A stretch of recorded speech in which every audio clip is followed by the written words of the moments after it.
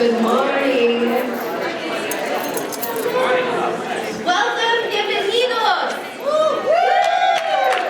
On this beautiful, wet, and cold day, I really appreciate that everyone could get here today for this, what I believe is going to be a lively forum on participatory budgeting.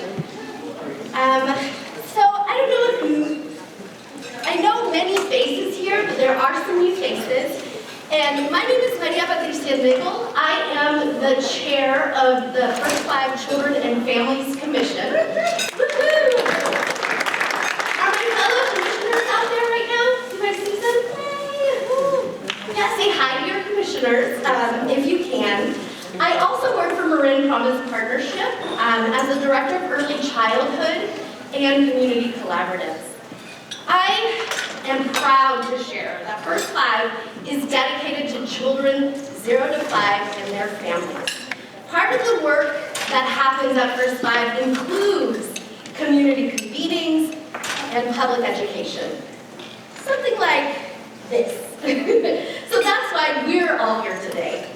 None of this would be possible without the First 5 Marin team. So I'm going to ask that team to wave when they hear their name. Pega Fayed, who's not here with us today. Michelle Fideli, the master of this forum. Suzanne Cruiser, who I'm also, I don't know if I see her.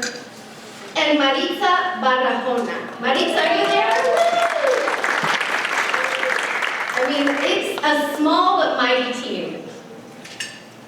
For those of you who may be new to the forum, or those of you who've come, it has been happening for about 10 years now. Wow.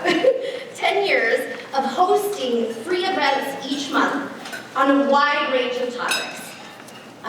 Some of you may remember positive parenting, transitional kindergarten, also on issues of community interest like emergency preparedness and the Race Counts report. The forums went online during COVID, but it's good to be together again.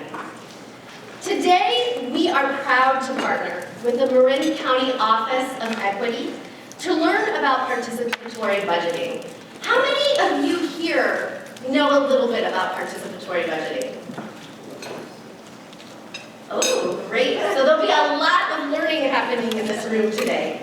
For those of you who may be new, a quick definition is it's a process where you get to propose and endorse community projects or programs for county funding. So I'm excited to hear more. I'm also, my knowledge of this is fairly limited, so I will be learning with all of you. I want to thank the Marin County Office of Equity and to the leadership of Jamila Jordan for bringing this model to our county.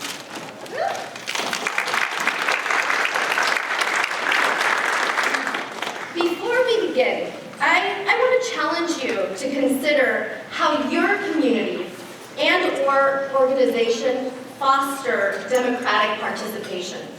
What is your role in supporting and developing community-driven decision-making? Think about that as we learn about this innovative process.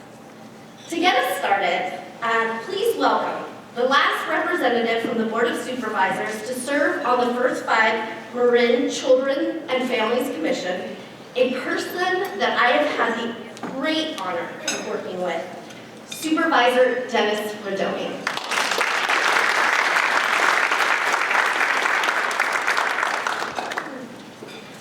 I would just like to thank Dennis for his years of work on the commission. He no longer is on the commission, and we now have Supervisor Eric Lucan, who couldn't join us today, but I just want to thank you for your commitment to West Marin, your commitment to the children and families of this town. Thank you, Maria. Thank you so much. It's really great to be here today to have Maria introduce me when I'm talking about equity, because actually when I think about equity, I think about Maria and her work that she does. As Maria said, I'm Dennis Rodoni. I'm District 4 Supervisor and former First 5 Commissioner. For over a decade now, the Board of Supervisors has prioritized equity mostly through learning sessions and internal discussions. That all changed in 2018 and in the following years. In 2018, we adopted the Race Equity Action Plan. In 2019, we hired our first equity director and focused our efforts both internally within the county departments and externally within our communities. In 2020, we reallocated a requested $1.7 million increase in the sheriff's budget to fund equity work throughout our county. In 2021, we budgeted $5 million to equity initiatives, $2.5 million for internal improvements, and $2.5 million for external programs. This provided our departments and our communities with resources to address equity at all levels throughout the county. In 2022, we hired a new equity director and embarked on developing a path forward for developing programs to use funding set aside and started the public engagement. In 2022, internal departments developed programs for seniors, creating access for low-income residents to parks and jobs, and externally, the equity team worked with the Sheriff Oversight Committee and developed the participatory budget rollout and the community engagements around that. That takes us to today, a participatory budgeting, or a PB, as we call it. So how would you suggest we spend $2.5 million to bring equity to your communities? Suggested programs can range between $10,000 and $250,000, and priorities will be given to underserved communities. Today, you'll learn about that process and how you can participate either as a nonprofit or as a resident, voting for the project you think will make the biggest difference. So what have I heard?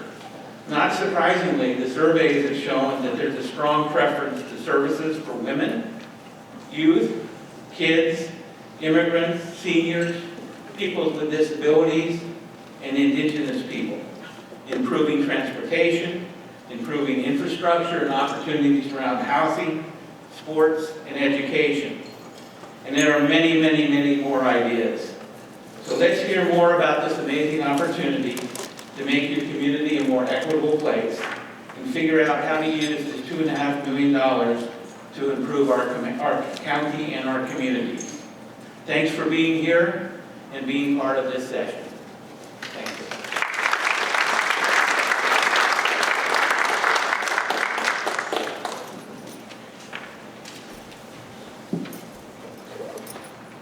All right, let's give it up for Supervisor Verdone.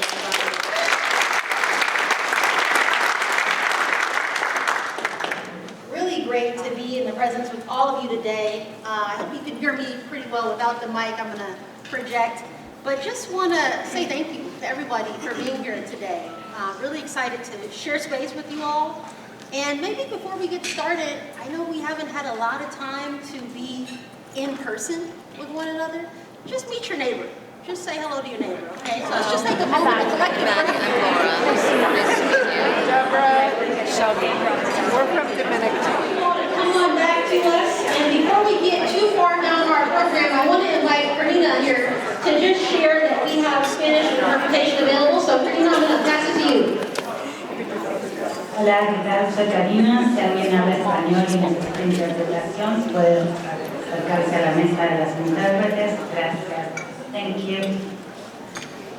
All right, so we have Spanish interpretation available on our right side there, on my right side. So please take advantage of that if you would like. So again, welcome everybody. My name is Jamila Jordan. I'm the county's equity director. Really excited to be here. We've put a lot of preparation into today, and just excited to connect with you all and share a little bit about our work around participatory budgeting, which I know sounds a little wonky, maybe. It sounds a little hard to pronounce sometimes, but we call it PB for short. Okay, so you're going to hear me reference it as PB. But in terms of what's on our agenda for today, everybody, we are really excited to share just an overview of what our PB process looks like here in Marin County. We're going to hear in a moment from some of our experts around how do we do PB, not only here in Marin, but also across the country. So we've invited some really fantastic speakers to share with you around what does it mean to build power and transform democracy using participatory budgeting. So we're going to get into that in just a moment. And then we want to, as we say, kind of have a moment for you all to make space to be in relationship with one another. And so we want to give you some chance to think about how would you utilize this $2.5 billion to advance equity here in Marin County. So we want to have some table talk time for you all to just connect and be in community with one another. And then in addition to that, we want to share how people can tap into this money. I think this is something that I'm really excited to do here today is to provide people with more information about how they can tap into this $2.5 million for their particular community, for their organization, and just to improve equity across the county here. And then we're going to go into, we have another panel discussion. So we have another fantastic panel lined up for you all to talk about how can you connect, how can you as a community member connect with nonprofits, connect with fiscal sponsors to do some of this good work. So you have a great idea, how do you connect and find that partnership is what we want to have you all leave here today. So that's what we have planned. Does that sound okay to folks today? Yeah. All right, excellent. So then we'll wrap it up, okay? So again, we want you all to be in community, we want you to share space, and just excited to have you. So with that, I want to share a little bit about what our team is. So as Supervisor Rodoni mentioned, I have the great pleasure and honor of being the second equity director here in Marin County. And we are a small but mighty team. I heard Maria say the same thing. We're a small but mighty team, and we've been moving, And so I just want to give some love to my colleagues here. I see Gary here. Say Gary. Yeah, thank you, Gary. And then Manny. Let's see, was Manny around? Manny? Okay, yeah, there's Manny. So this is our team, and we have been doing a lot in the way of not only advancing equity in a community space, but also internally within our organization. So I do encourage you all to connect with us if you'd like, and just want to make sure that you know who the equity team is here in Marin County. And then what do we do? What is it that we do all day? And then sometimes, my niece asked me this question, she said, what do you do? And it's sometimes difficult to explain, but really and truly what our mission is we're all about establishing the County of Marin as an anti-racist, multicultural workforce that's committed to accountability, to transformational change, and to community engagement, just like today. So this is what we do all day, and in our sleeping moments as well. And so, what is equity? How do we define this term? I think that it's so important for us to have a sense of a shared language, a shared understanding of how we think about and talk about these topics. And so for us, with the County of Marin here, we define equity as the just and fair inclusion into a society in which everyone can participate, they can prosper, and they can reach their full potential. And I want to give some love to our colleagues at Policy Link who actually came up with this definition. So this is what we think of when we think equity, right? And so I really want to be very clear in sharing with you all that we lead with a race-forward approach, because we understand that equity means so many different things to different people, right? So we can take a kind of an isolated approach to this work, or we can take an intersectional, holistic approach to this work. And so we lead with race because we understand that race is the single most important predictor of one's life outcomes in the world, right? And so it's really important that we lead with a race equity lens, that we lead with a race forward approach, but it's not to the exclusion of these other identities, which are so important as well, like age, like gender, like sexuality, like disability. But we lead with a race forward approach because we understand that if we want to have a greater impact on our communities, then it's really important for us to think about that first. So just want to share a little bit of conceptually how we approach this work. And I heard Maria say as well, Maria mentioned, and I'm sure, lots of folks in the audience here are familiar with this, but we know that we in Marin are the second most racially disparate county in all of California, right? And what does that mean? It means that we're able to really determine one's life outcomes based on your race here in this county. So a number of disparities exist, a number of inequities exist as a result of one's race. And so I feel like this has really given us a sense of urgency around this work. It's really encouraged our elected officials, it's encouraged our team members, our staff, to really think about how do we approach this work using a race equity lens. And we know the pandemic has really exacerbated a lot of these disparities as well. So why PB, right? Why are we doing this PB approach? And some people have said to me, Jamila, $2.5 million isn't a lot of money. It is. And we're going to hear from some of our colleagues in just a moment around what can we do to leverage this money to do even greater good in our communities. And it's broader than just PB. It's broader than just an exercise in how we go about transforming democracy. We want people to be excited about this work. We want community members, we want to build new community leaders. I was talking with my colleague Gary a moment ago around why this work is so important. And beyond just this $2.5 million, what we want to do is encourage people to get involved in civic conversation and encourage people to make their voices heard. So this is why we're doing this work. It's not just $2.5 million, but it's the broader conversation of how we engage people in this work of making their voice heard, of amplifying the voices of your community members. So I'm really excited about this, if you can't tell. I'm excited about this work, and broader than that, it's also around how do we advance racial equity and build stronger communities. So what is PB? And Maria, you did such a great job of queuing us up here.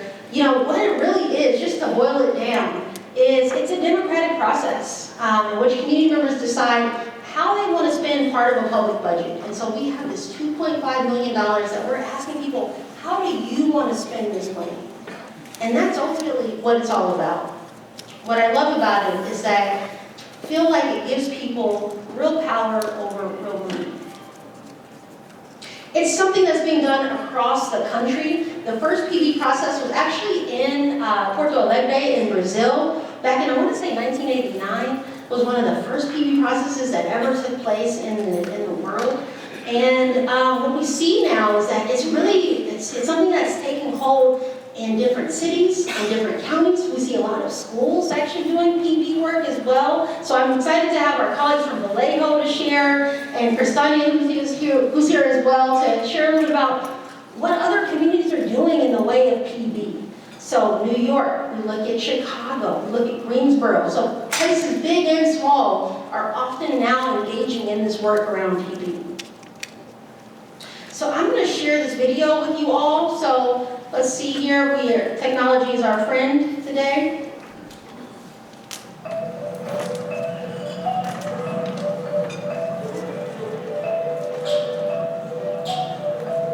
Participatory budgeting is basically where constituents get to weigh in on how we spend their tax dollars.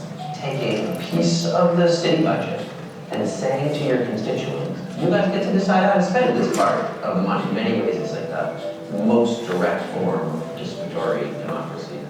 Participatory budgeting allows the folks in a community to be more involved in deciding how a city spends part of their budget by actually coming up with ideas for projects that they think will benefit their community, working together to build those ideas into proposals, and then having a big community-wide process where everyone votes on what ideas get implemented. I first heard about participatory budgeting from community activists, and then 4 years later, here we are implementing it in Durham. We brought participatory budgeting to New York City 8 years ago now, and the last couple of years in New York City, over 100,000 people have voted in PB. It's been 4 years and we've now gone through the process 3 times, and I think that the experiences that we have with participatory budgeting in St. Louis show that it can really work anywhere. I've used the data that we've gotten from participatory budgeting to guide other funding. So for me, it's a great educational tool to make sure that I really am in touch with the needs of our community. Not to be crass about it, but it is really good, if you want to do something that your constituents not just like, but also build their sense that I'm glad I voted for that person because more agents with that change together with my neighbors. That's not an easy thing to do. PD really delivers that.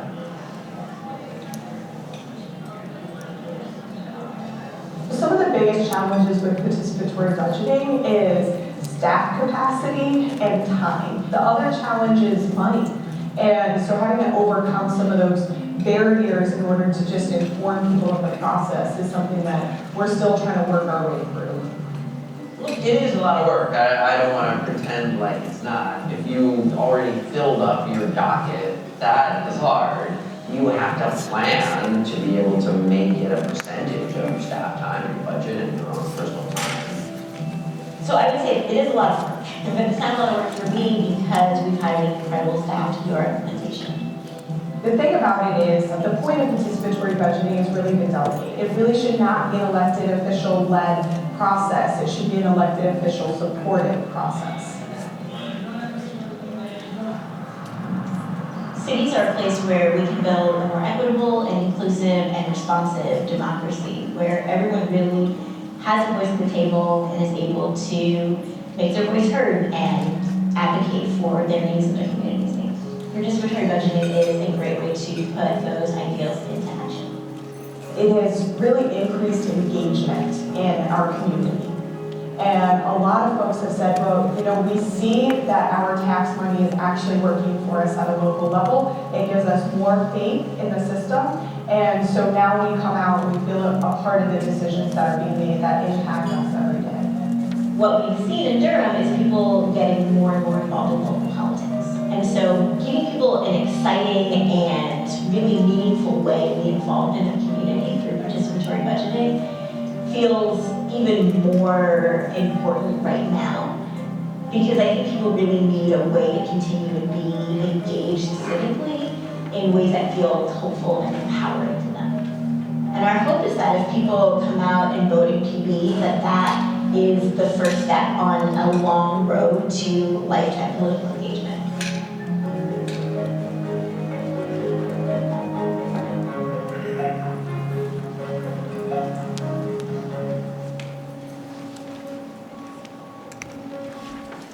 All right, so hopefully that gives you a glimpse into why we feel PB is important. And I'm just curious to hear any reflections from the audience here around what you saw in that video. Did it resonate with you? How did you connect to what was shared? Anybody want to just share out just a couple of quick reflections? Yes? So I just want to share that I feel that our community, our state, everything, there's so many disadvantages that just having this as an option, and other people have tried it, it's just awesome that we can be a part of it, and hopefully our opinions will be taken into consideration.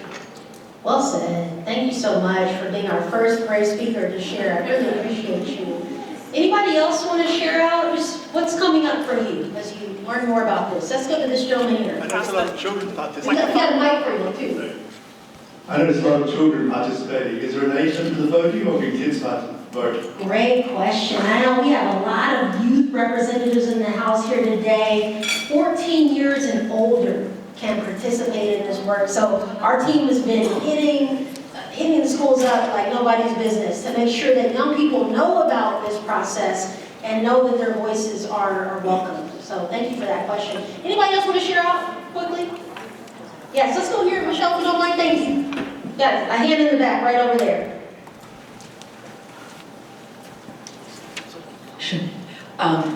I'm sorry I haven't followed the process to date here in Marin. I'm excited, but I know about PB and other communities, and the video talks about the political benefits, but I think what's exciting is like the community connection benefits. So it isn't just winners and losers, who got the money, who didn't. That's just like, old grant making. So the thing about a really good PB process is how these ideas get melded together and the honoring all of the wisdom in the community. Well said. Thank you for that. Thank you, everybody.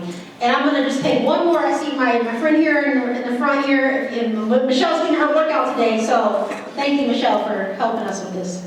The piece that I really love is just how it connects community. that it's an opportunity for partnerships to be formed. It's an opportunity for new interactions within the county to become something that's tangible. I mean, I'm just excited to see all these faces here today, and to be able to meet everyone and to see how we can collaborate to really make change in this county. Thank you for that.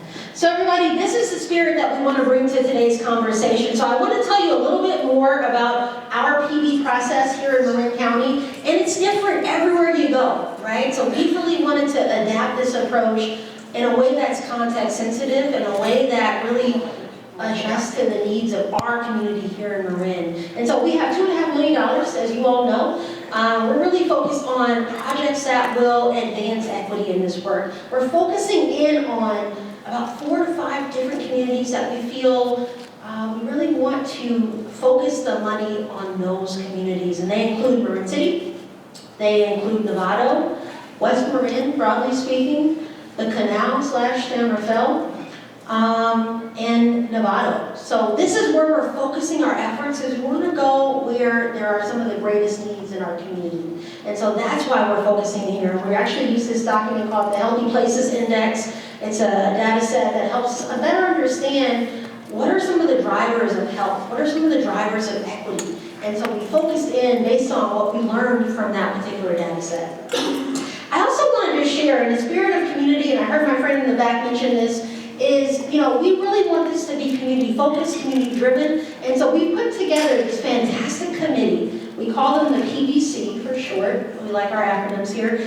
And, this is a group of different individuals from across Marin County who've come together, of different ages, to my friend's comment right there, different age ranges, different ethnicities, different parts of Marin coming together to help us co-design this process that we call PB. So I know I have some of my folks here in the audience, and I just want to give them some love too, and I appreciate their thoughts and their work on this. And so this is our 5-stage process, everybody, and I want to just share that this is all very much rooted in deep community participation. So I just told you about our PBC, but it goes beyond that. It's really rooted in how can we continue to engage community members in these discussions. And so 5 parts is kind of a lot to step through, so I want to focus in the early part of our conversation, everybody, on just phase 1, just where we are right now. And so this is our brainstorming ideas phase, and I want to just share one of the questions that we've been going out and asking community members to think about is, how would you use this money to advance racial equity? How would you use this money to transform your community? And those are the questions that we've been going out and asking people. And we put together a variety of different tools for folks to engage. So one, we've been out in community quite a bit. This is us at Marin City MLK Day event, just for an example. But we also just want to make sure that we're getting out and letting people know that this process exists. And then we also put together an online tool, right? So we wanted to make sure that folks can connect with us however they choose, whether it be in person or online. So this is something, and I just want to give some love to our digital team, who've been such fantastic partners for us. And we put together this tool that allowed people to share what are their ideas for how they would spend this money, right? How would they want to use this money, and where specifically do they want to use this money? So this is our online tool. If you haven't seen it, I encourage you to check it out. I know we got some flyers in the back available for you all to take a look at. But this is what we've been doing for the last 5 to 6 months, I want to say. And we've gotten a fantastic response from community members so far. We've gotten over 175 ideas, and this is actually just from maybe a month ago, so I think we're up to 200 now. But over 175 ideas shared, 200 ideas at this point, from people saying, this is what I would use this money for. And I heard Supervisor Rodoni mention, for example, some folks said, we want free or low-cost early childhood education. We want to see disaster preparedness plans at a neighborhood level. We want to see more funding for teachers to live in Marin County, for example. So there's just, it runs the gamut of the different ideas. And as you can see here on the slide here, we've gotten over, 2,500 likes from community members who are saying, I support that idea. I want to invest my time and effort into making this happen. So really excited, and I just want to appreciate all of you who've been a part of this work to make this happen. And some of the highlights, just to share at a glance, is, we've heard, for example, education and housing is super important, as we all know. But for example, one of the most liked ideas that we heard in the Canal neighborhood was around a Latinx community health center. Right? One of the top-rated ideas that we heard in Marin City was around arts programming. How can we continue to support arts, culture, and identity support for folks? What we heard about in Greater San Rafael, for example, was training for Black captains in disaster preparedness at that neighborhood level. That's what people want to do. So, it's just really exciting to see folks share some of their ideas, and then what's getting traction is what's been really interesting for our team to see as well.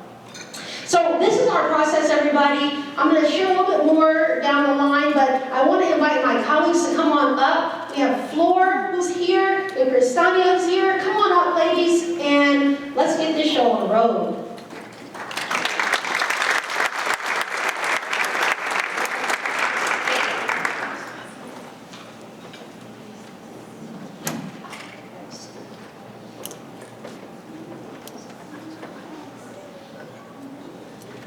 All right, and so I know that our team here has put together some really dynamic presentations for you all, but I just want to give them a moment to just introduce themselves, if you don't mind, Flor.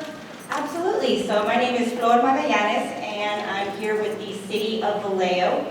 I started with the City of Vallejo initially as an intern.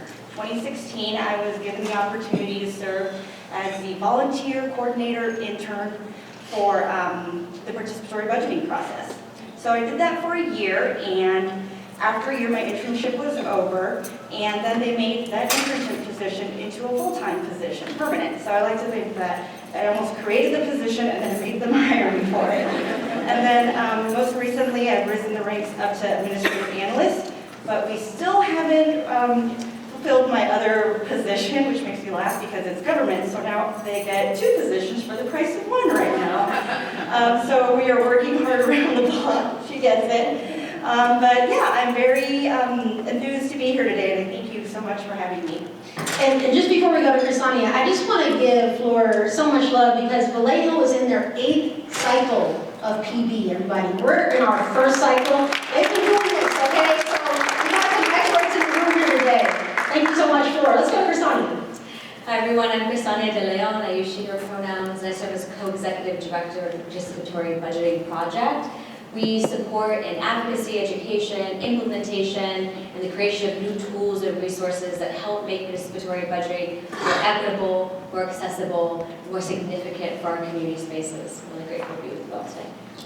All right, so with that, Cristania, I have you coming up first here. I'm going to pass this to you, and feel free to just step through it.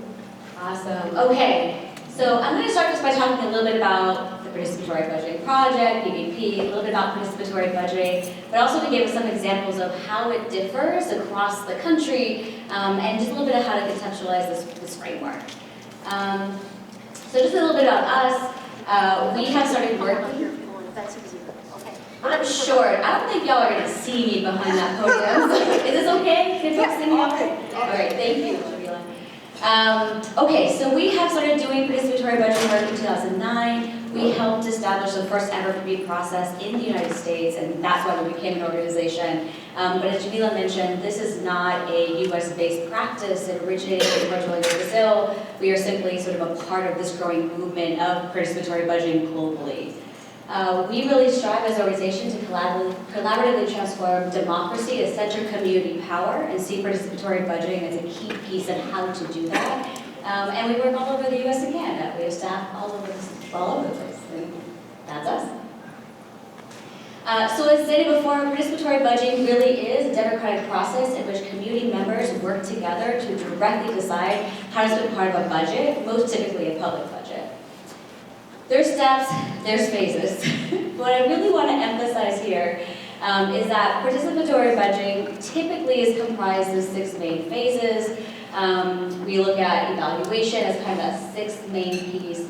But at the end of the day, what we're really asking ourselves throughout each part of this framework is what is the role of community, and are they really at the forefront of making decisions for their own process? And so it is a framework, and we'll talk a bit about just recognizing one thing I speak about quite often is that participatory budgeting is best understood as a framework that needs to be adapted and modified to meet the needs of a community. You can do participatory budgeting, you can run through all the steps. It will not guarantee you equity, it will not guarantee you more trust building, it will not guarantee inherently in the steps that you will yield more equitable health outcomes for your community. And so it's important to think about what is the ethic we bring to this work, what is the commitment to community leadership in this work, and what is the commitment we're making to accountability and transparency throughout every step of the process. Who's designing it? Where are these ideas coming from? Are we talking about equity throughout every piece? How are we doing outreach? Who has a say in the proposals? Who's ultimately making the decision? And is there accountability to make sure community voice is honored in what's being implemented? And are we learning? Are we learning along the way so that every time it can be better? I think Vallejo is a great example of iteration and learning along the way. At the core of participatory budgeting, it's you. It's community voice. That is what will make a process sink or swim. That's what it hinges on. I want to give a couple examples of how it looks in other parts of the country. One example we love to talk about is the participatory budgeting and work that's happening in Boston. Boston has started their participatory budgeting with a youth-led process called Youth Lead the Change. They started maybe about the time, but maybe shortly after, so they're maybe in their 8th or 9th cycle. But they really started with $1 million from the mayor's office. And the question really was, can this be a way to engage young people in thinking about their role in civic spaces and civic decision making, hopefully to spark a lifetime of civic engagement. And so the focus of their youth process was around young people who were designing, supporting ideas, researching those ideas, voting entirely between the ages of 12 and 25. And so they were allocating $1 million every single year. And throughout the course of that process, they've invested in improvements to housing shelters throughout the city. They've greened parts of their downtown so it can be more sustainable, more beautiful. They've done projects around community gardens to address food insecurity. You have 12 to 25-year-olds, these are their issues that they care about. It's not frivolous. It's not only benefiting young people, they're investing in their city in strategic and insightful and deep ways that matter greatly, not just to them, but to the community at large. And because of the success of their youth process, they're right now in the middle of proposing an ordinance. They created an Office of Participatory Budgeting within their city to expand participatory budgeting citywide, looking at potentially up to $40 million that the whole city will get to invest in because of the leadership of these young people. So just a really wonderful example of how it's grown. I'll also just acknowledge, you'll see on the far right there, Stefan, who came up through this process, Stefan Lefebvre. He's actually one of our board members now. So he came up as a youth leader in this process. He's on our board of directors, he's our secretary, and so he's my boss. And you'll see those shirts they're wearing, the youth designed them, because they were like, this is how I'm gonna get their attention. Money, money, money, money. That's gonna get people noticing me on the subway, like they're gonna talk to me. So they created all of these. They have another one where it's like, I've been managing millions since I was a teen. Like that. And it gets people's eyes and attention. That's their leadership in saying, this is how I'm gonna get young people interested in this work, and now it's benefiting the whole city. I'll also just mention briefly unincorporated King County. They just finished their first cycle last year. So they were also a county-wide initiative looking at 5 specific areas within their county that had experienced historical inequity and specifically were impacted by legacies of racism. Because they were unincorporated, there was a lot of tension around feeling like the county had just absolutely neglected their needs, hoping maybe a city would incorporate them. It was not really their problem. And these were areas in the county that were very urban and incorporated a lot of their populations that were Black, that were indigenous, a lot of folks who were displaced from the greater metro Seattle area. This is their steering committee. And so they worked endlessly. They utilized capital money as well as revenue from marijuana sales to allow them to both invest in sort of discretionary projects that could be more nimble and then infrastructure projects. Almost all of their money because they used the RFP process similar to Marin, went into the hands of community organizations. So they were able to benefit $10 million across all of those spaces. And one of the great things that they did was the county has said, you have $10 million, they had 5 regions. Every region was different populations, different needs. They worked together for their first, 5 or 6 months just to decide how they wanted to split up that $10 million across their 5 areas. And that was their first really major milestone in working together, collaborating. They did racial equity trainings. They really worked to build trust. It was a really incredible process, and is also now informing in the expansion of probably the largest process that we've seen in Seattle proper, the city of Seattle, also within King County, that's now really able to leverage the expertise from these community members. And now they're saying, oh, we can help Seattle think about, what is going to be $27 million, specifically around reimagining public safety. And then finally, I'll just acknowledge City of Los Angeles, another California-based process. They are actually in the process right now. So they have 2 cohorts. The first one is going through their votes. So if you want to follow along for some sort of live updates, they could be a great one to look at. This is their steering committee. Sorry, it's on Zoom. It's not the most dynamic. But they have access to $8.5 million of discretionary funds for 9 different communities. And they're working together to really think about how do we address historical and legacies of racism that we're still experiencing in these specific communities, and how do we actually partner with local organizations, with local leaders, to really imagine how we utilize these funds differently so that we can experience some benefits, or at least some goodwill and trust that we can build with the city as they're going through likely a mayoral transition and other transitions to say this is going to be consistent. I mentioned I think most of these processes are housed within an Office of Racial Equity, an Office of Civil Rights, civic equity. So I think sometimes we've seen historically PB held within budget offices, not always the most adept at community engagement. So this really shift in saying it's not just PB because it's money, it's actually PB because it's equity. And we need to see the right folks really leading that work. The last thing I'll just say is that, again, this is the framework. You have to really think about what you're bringing to the work. So some things you really emphasize, for it to be successful, participatory budgeting has to really have money that matters to folks. It has to be money that's not so rigid, people don't see the point in trying to make it work for them. It has to be inviting and something that people really believe will make a difference. We have to center grassroots leadership. We have to specifically center the leadership of folks who have been disenfranchised or most impacted by the system that is, as it exists now. We have to think about how we design our outreach, how we design the process every step of the way so it's deeply inclusive, that's focused, and it's tending to equity every step of the way. And I think if we don't think about these things, human work can very easily falter. So we'll have some Q&A. I'll wrap up just briefly. I realized on my way here I forgot my business cards. But you can find me, and Jamila can find me and her team as well, and you can learn more at our website. I'll hand over to Flor.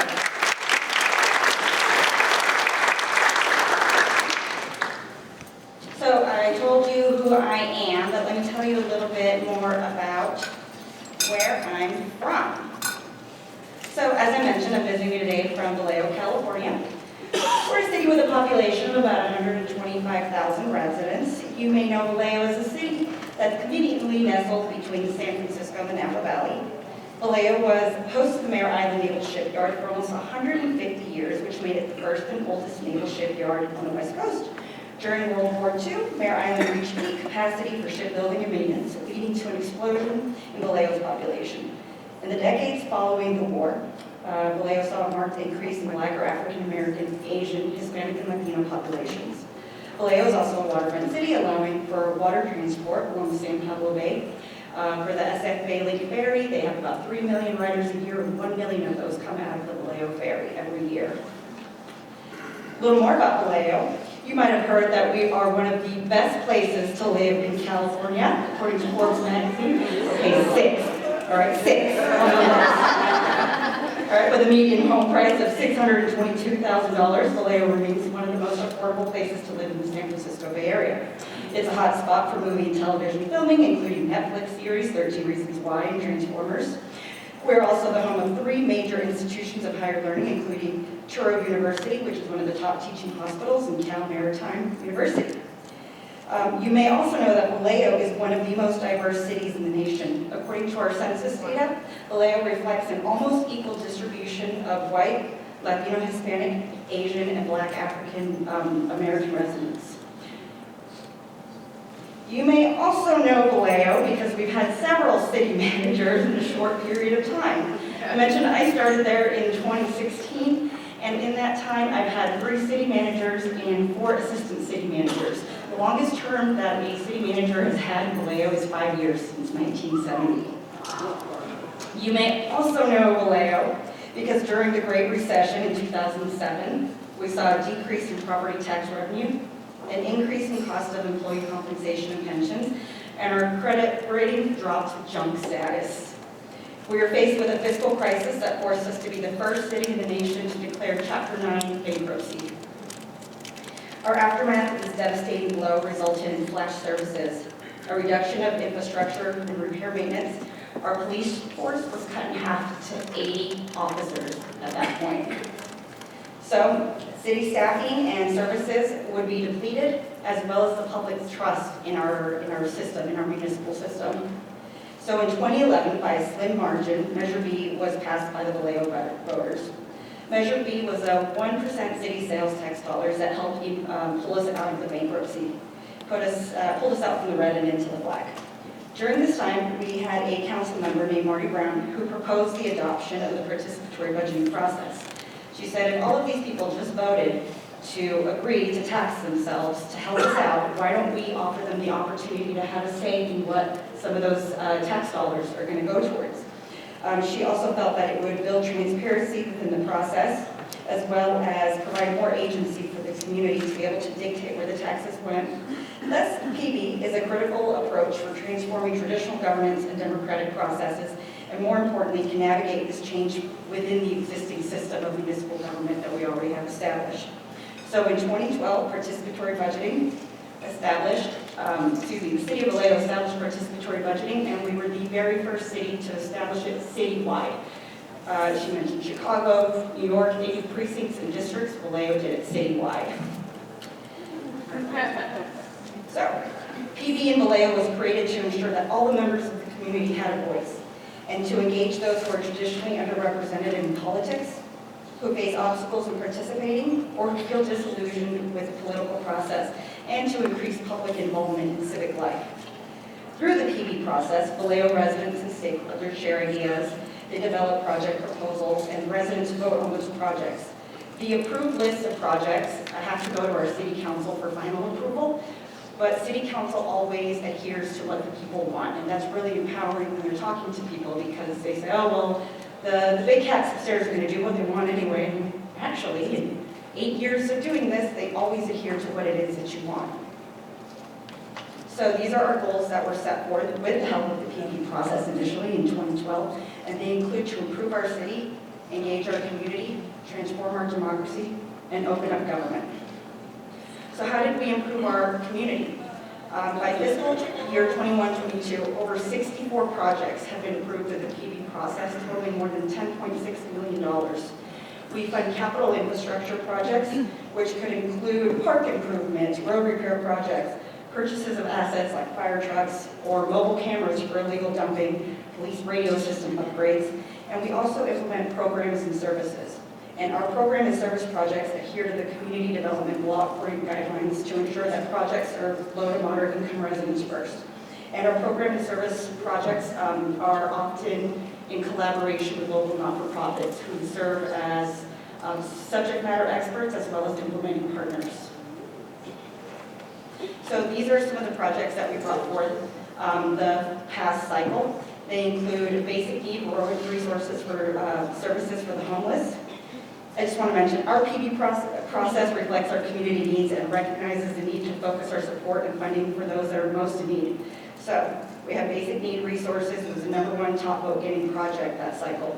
No Child Goes Hungry, which is a project that ensures that children that are food insecure have food to take with them over the weekends. So from Friday, Saturday, Sunday, we ensure that their food needs are met.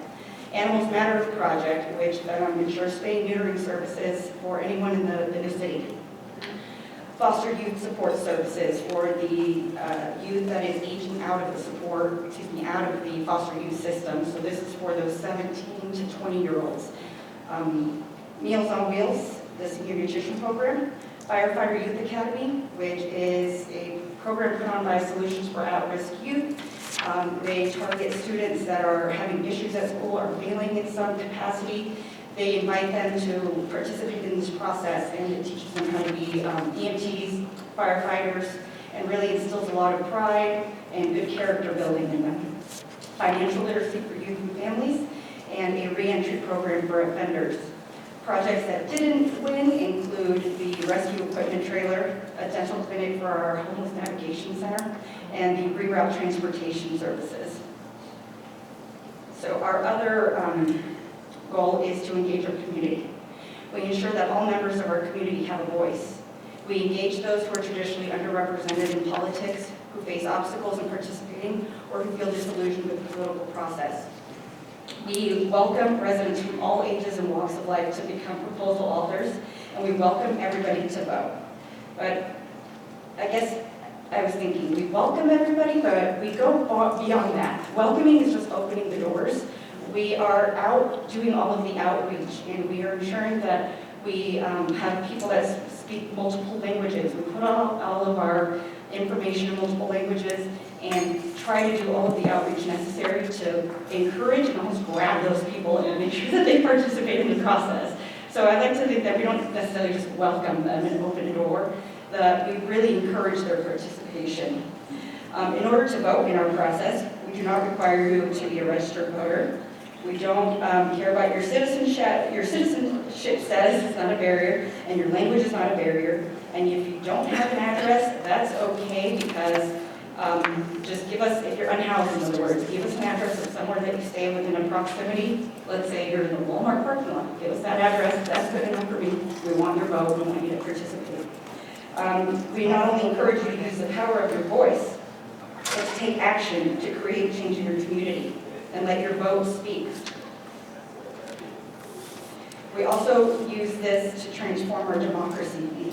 PB decentralizes the typical political power hierarchy by empowering the residents to put their needs at the forefront and using that power to create changes in their community.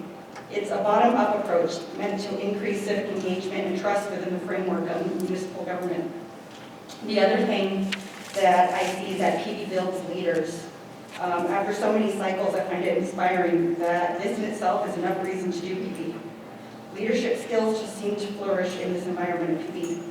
Whether it's, I'm going to be the leader of this proposal, or I'm going to lead the community garden, I'm going to maybe join a planning commission, a steering committee commission, or I'm going to become a council member. We literally have council members that started in the PB process. So PB is just a seed for all of these potential leaders. We also use PB to open up government. It's an educational process that increases transparency and accountability of local government to community stakeholders. It improves the communication and collaboration between local and local government and the community. And it's a support framework within government for decision-making that promotes a more just and equitable city. So some outcomes in Vallejo include drastically engaged, diverse communities demonstrating proportional representation. In one of our cycles, all of our participants demographically reflected our census data. So our PB is showing that we are including African American, Black residents, Latino, Hispanic residents in equal proportions. We also increase resident involvement in budgeting and process planning. And we built relationships between staff and residents. Sometimes the residents say, like, we snap our fingers and you should be able to make these things happen. And it's kind of an opportunity to sit them down at our table and explain to them why things aren't as simple sometimes as one can think of. So it's a really great learning opportunity to collaborate and build that trust and understanding between our community members as well as our staff. We had an increase in the City of Vallejo visibility and outreach because before there was really no outreach. We'd occasionally have a booth here or there, but now there was an ask, a constant ask and a mission. So we were at, I'd like to say I'm at the opening of an envelope in Vallejo, but if it's the Chamber of Commerce, if we're at a food bank, we're doing all sorts of outreach, and it's not only just under the city of Vallejo, but with a specific ask for the participatory budgeting process. We've engaged youth, millennials, low-income, ethnic minorities, immigrants, and native speakers of other languages, or of languages other than English.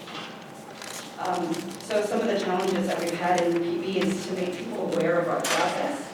Often it's like, I didn't know this was even a thing. So we are constantly doing our outreach, and targeted outreach is the best outreach. One year we didn't have enough Spanish speakers, so I had the genius idea to go to a lot of churches on Sundays, specifically Catholic churches, and we would garner all of this attention and participation from those folks. So go to those people, it's really important. And mitigate expectations. A lot of the time people have these really wonderful giant concepts, but with our years of experience, we've understood that not everything is possible within the guidelines of our PB process. So it's important to educate people from the very beginning. We believe in fostering a culture of collaboration.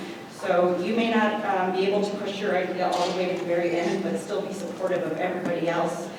We often say this is one project out of the 12, just be very PB positive.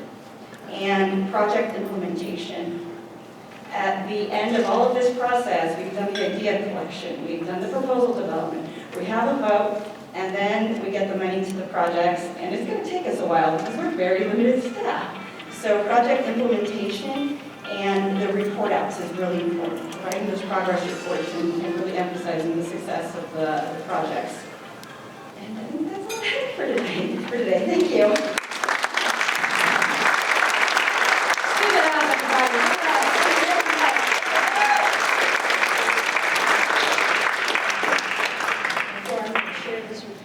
So everybody, as you can see, we wanted you to have a sense of where it's worked before, right? Where else has this work been happening? I'm so grateful and appreciative to my colleagues here for sharing their wisdom and expertise with us here today. And now we want to open it up, okay? So we want to hear from you. What questions are coming up for you? What's sparkling for you based on what you heard Flora and Chrisania share today? So I know we have a microphone going around the room here, and let's just call out. Yeah, so I'm going to go to my friend here. Yes, sir. Can you? Yeah, I'm pretty loud. Yeah.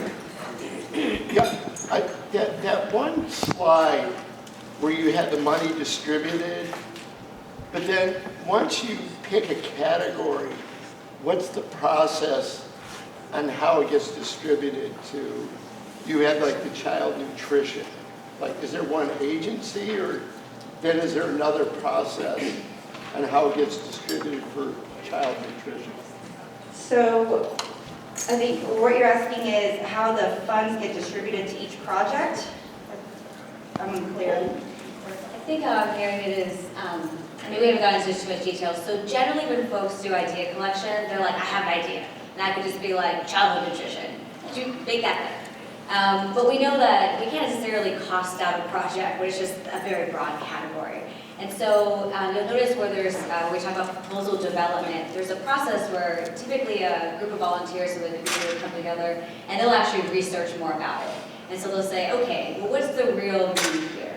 Or we heard maybe a couple ideas and some are more specific, but some are kind of broad. Is there really something here that we can kind of get into? And they'll spend typically months and months and months of time working together, and they'll pull in other community experts, they'll pull in perhaps the municipal experts to say, okay, we're really thinking that this is going to be a particular initiative, or maybe it's a day where we talk about all of the access to opportunities that people can have, and they actually get really specific. So they actually create researched and vetted, very concrete proposals, and what goes onto the ballot typically can be under that banner, but it usually is like a very specific project that has a cost associated, it has some detail about what it would be. So when folks vote, it isn't necessarily very broad, it's actually a very specific project. But in the case of Vallejo, I'm curious if... Yeah, so we meet with we pre-qualify implementing partners, which are local 501c3s. They have to give us their financials and all of their not-for-profit documentation.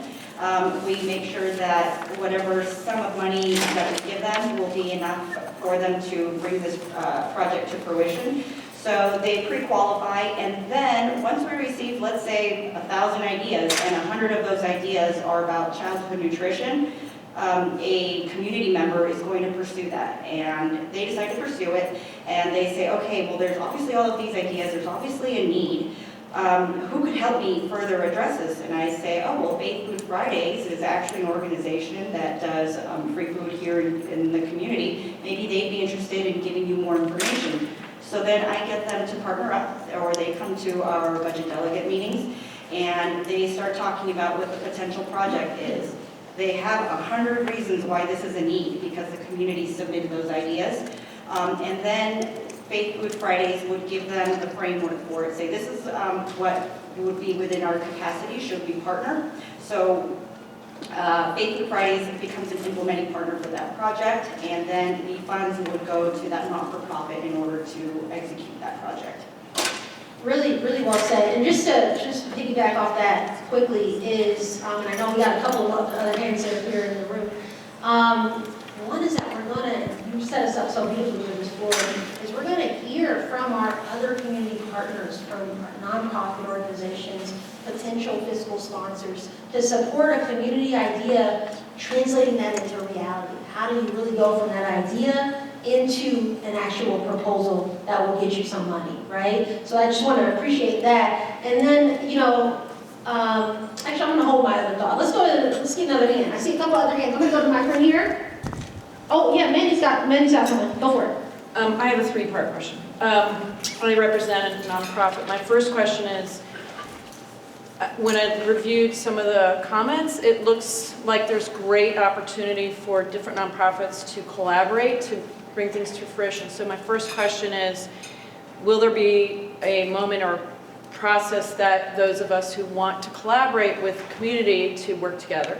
And is that process built in? A second question I have is, are there going to be deadlines for the different steps in the process? And then a third question is, as a large nonprofit in the community, how do we throw our hat in and say we want to participate? Great question. And I represent Buckler programs. That's where I'm coming from, mental health. So. All right. Yeah, we just saw some of your colleagues out at the Clinton Slade event last week. But you had a couple of different questions in there for us. And so one is around the timing. So we have released and updated our website to reflect the timing for this next stage of proposal development. So the applications are live now, right? And they will be open until May of this year. So we want to give folks plenty of time to get their team together, to get their product idea really solidified, and so they can come with their best foot forward. So from now until May, to answer that question. And then you might have to remind me of some of your other ones as well. The process for collaboration.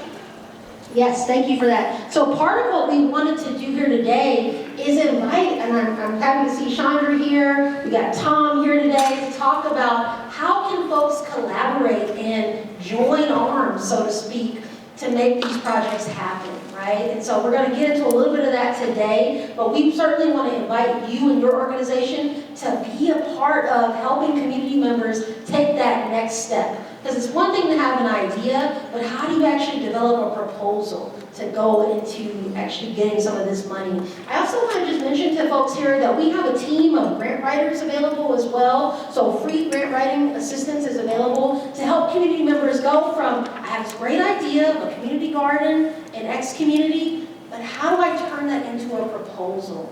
Right? And so we want to make sure that folks have the wherewithal and capacity support to move from idea to actual proposals, and then linking with organizations like yours and Buckle. Right? So then, do you have another question? Was there a third one? Camera, right? All right. We address that.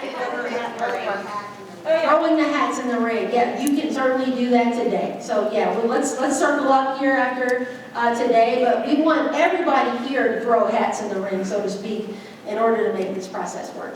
Let's go to a couple other things. I'm going to go to my friend here, Shala. Yes. Okay. Yeah.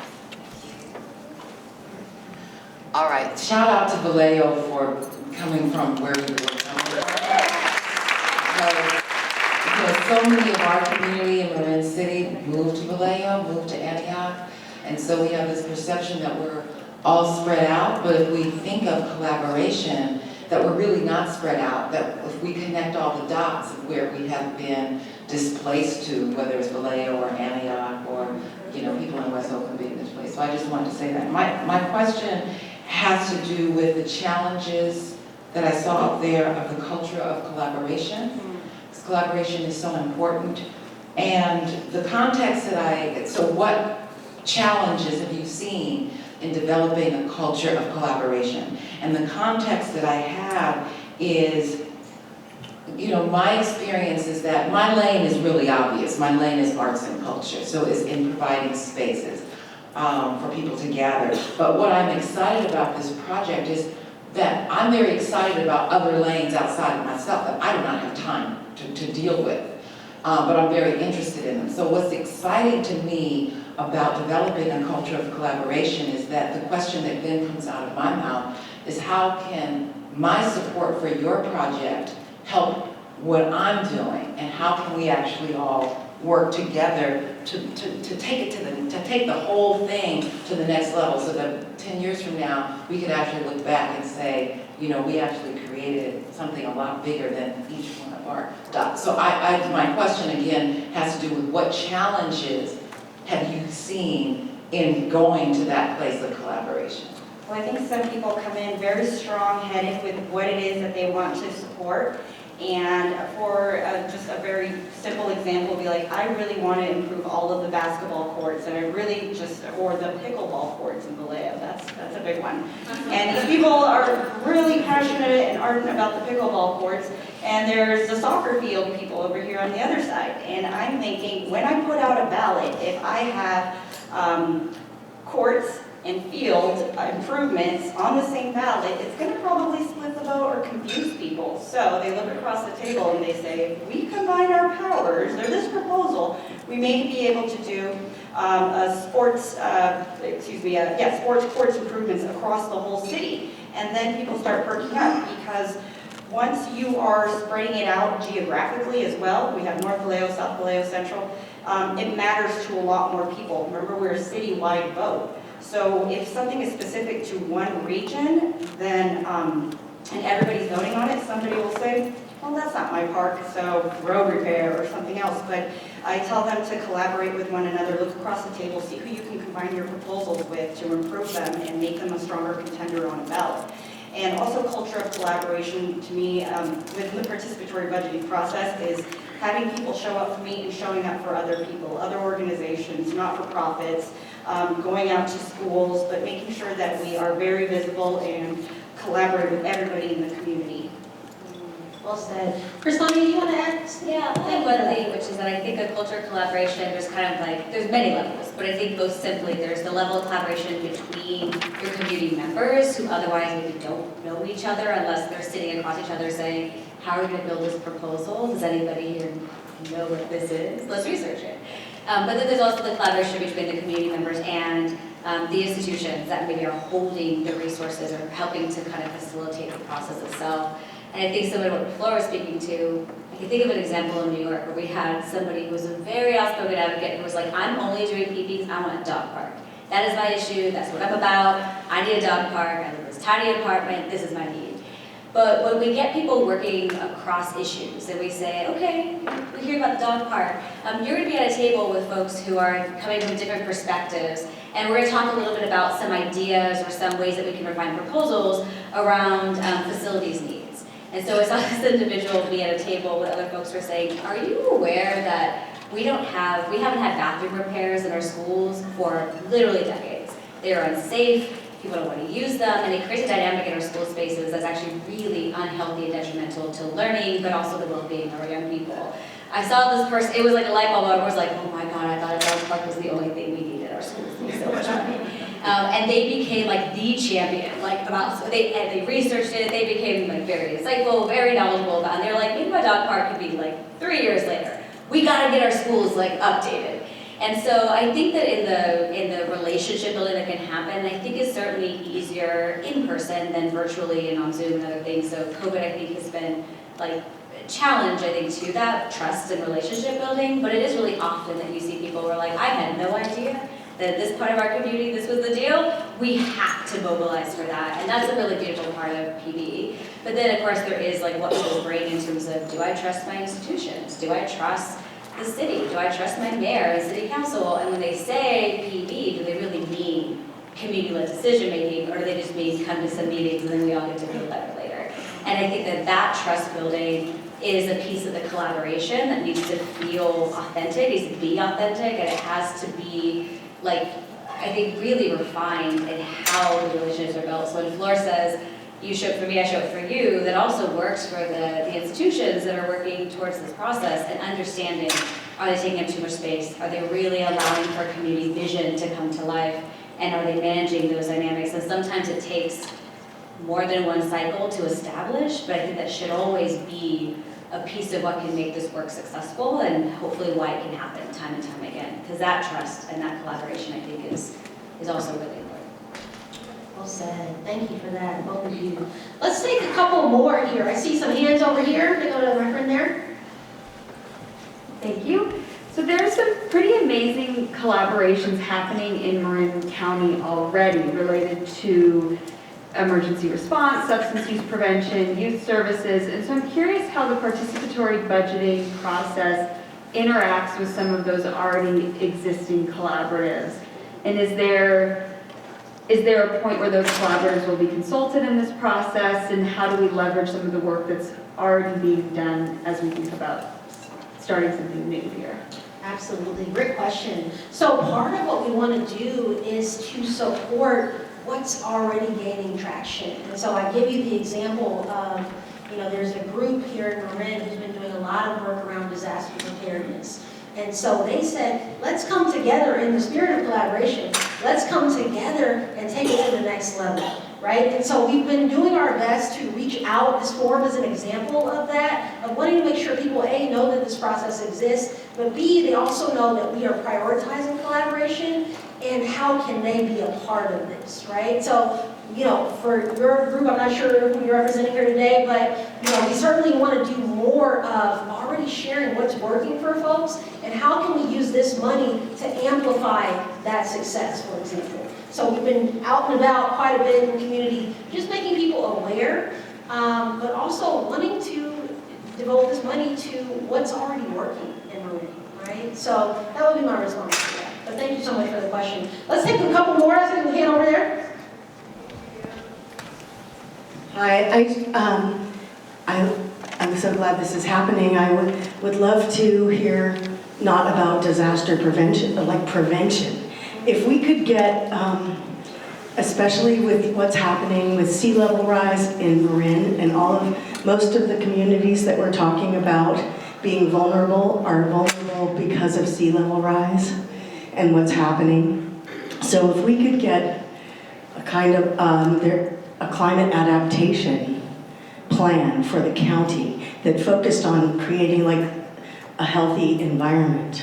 Yes, not like if we could actually get to drinkable water, fishable streams, we've even in our general plan for Marin, we put in to restore the environment so that there are harvestable yields, which means we could actually live here. I mean, stay here like we live here, not live on top of this land and take from it until there's like nothing left, which is, it's only been 200 years that we've been here. There were people here for over 10,000 years, and they took care of this place so well that it was fertile, and that's why it was such a blessing and a boon for people to come and take it, and now here we are after all the taking. Most of the taking has been done. Can we actually come together and restore the place so that we have a place to be? To me, there's like, just keep going with what we're doing, repairing roads. Are you kidding? Like, we need to totally revision the way we're living here. And if this is an opportunity for that, then that's something to embrace. Holistically, I'd love to make sure there was climate adaptation overarching, because if we just repair the roads, but they don't actually aren't repaired looking forward to where we might need less roads, and we should be repairing our streams rather than our roads, because we really need water. And I really don't know how, if you all understand like how damaged our hydrologic systems are. We have a lot of creeks in concrete ditches that could really, if we could make that if we could make our creeks and streams healthy again, we would be making our lives healthy, and potentially, you know, we could build ourselves into the future instead of just like holding on to these fragile existences that we know are damaged and fragile. So anyway, is there a climate adaptation overarching, you know, group that will help people to come together and put their projects together in a coherent way so that they actually move towards a future that we want and don't just hold on to the present? Great question. Great. Appreciate your comments there. A couple of thoughts come to mind for me. One is, I encourage you to submit that idea, right? Because this is the beauty of PB, is that we want folks to be forward thinking, right? We want to encourage people to submit ideas that are just along those realms.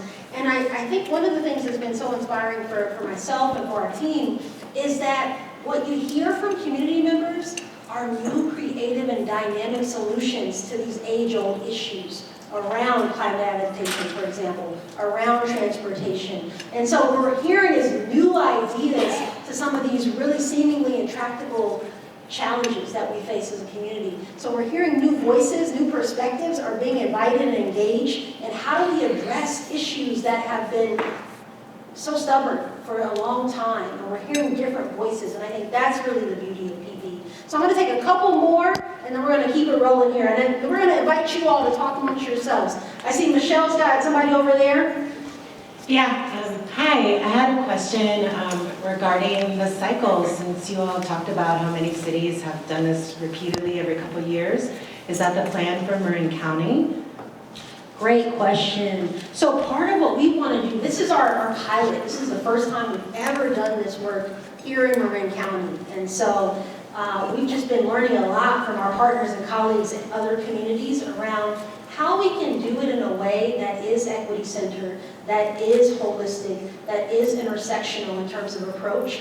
And from there, we want to say, okay, let's do this every year.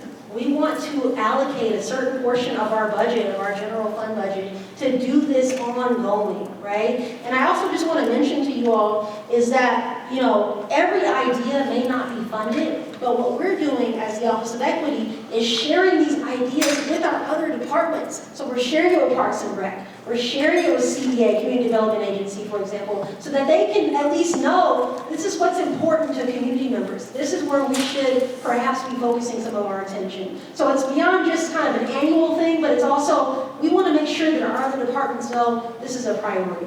So I know we got HHS in the house, for example, Carrie's here. So, you know, it's just, we want to make sure that people are aware this is what your citizen community sees as a priority. Can I have a brief question here? And then I'll come over. Is it going to come this way? Okay, great. Hello, my name is Ivana Jagodic, and I'm the ED of Postpartum Support Center here in Marin. And I have a question, I believe, for PB and maybe for the Office of Equity. As the organization I work for serves young families and children, I know that a lot of funding comes only to low-income families. So my question is, what do we do for the families who make a little bit more than what is the threshold, for example, to qualify for certain assistance programs? How do we actually support those families who cannot afford to pay for childcare and they make more than that's actually threshold? So I'm just asking a question. Would this be, would the families who are middle income or slightly above the low income level be supported with this initiative? Great question, absolutely. So we want this to be a broad-ranging initiative, and so we are focusing on where the needs are the greatest based on what our data and research have shown us. However, we want this to be open to everyone. So, more to come on that, but I think for our pilot, we certainly are focusing in on the communities that are most in need, and going to learn as we go. So, hope that addresses your question. Let's come over this way. I'm a very patient person. Yes. Thank you. Thank you so much for your presentation. I am a community resident who came up with one of the ideas that you showed up there. Thank you. My question is, so we're doing this on a county level. How many votes do you anticipate would be needed for this to actually come to fruition? And second, so I live in a community, I'm proposing to get a road repaved, make it more accessible, safer, that kind of thing. How does a small timer like us, our community, compete with, people who are affiliated with organizations who have email lists that can say, hey, everyone come out and vote? Whereas with me, it's going to be more door to door. I might hold up a sign, maybe pass out flyers. How should I compete with others? Great question. I want to invite my colleagues to chime in on this. What's coming up for you all based on that question? I would say you would more than likely be collaborating with your local public works department, specifically somebody in probably traffic. They will steer you into the right direction as far as what it is that your idea is and what is actually feasible within that organization. As far as a solo person championing for your idea, people do door to door, and it's very successful in Vallejo. One really good example is get other organizations that would be passionate. So not only your neighbors, but if you're going to do bike lane striping, why don't you go and reach out to the bike lane or the bike organizations? And they're very passionate. They'll help you hand out flyers.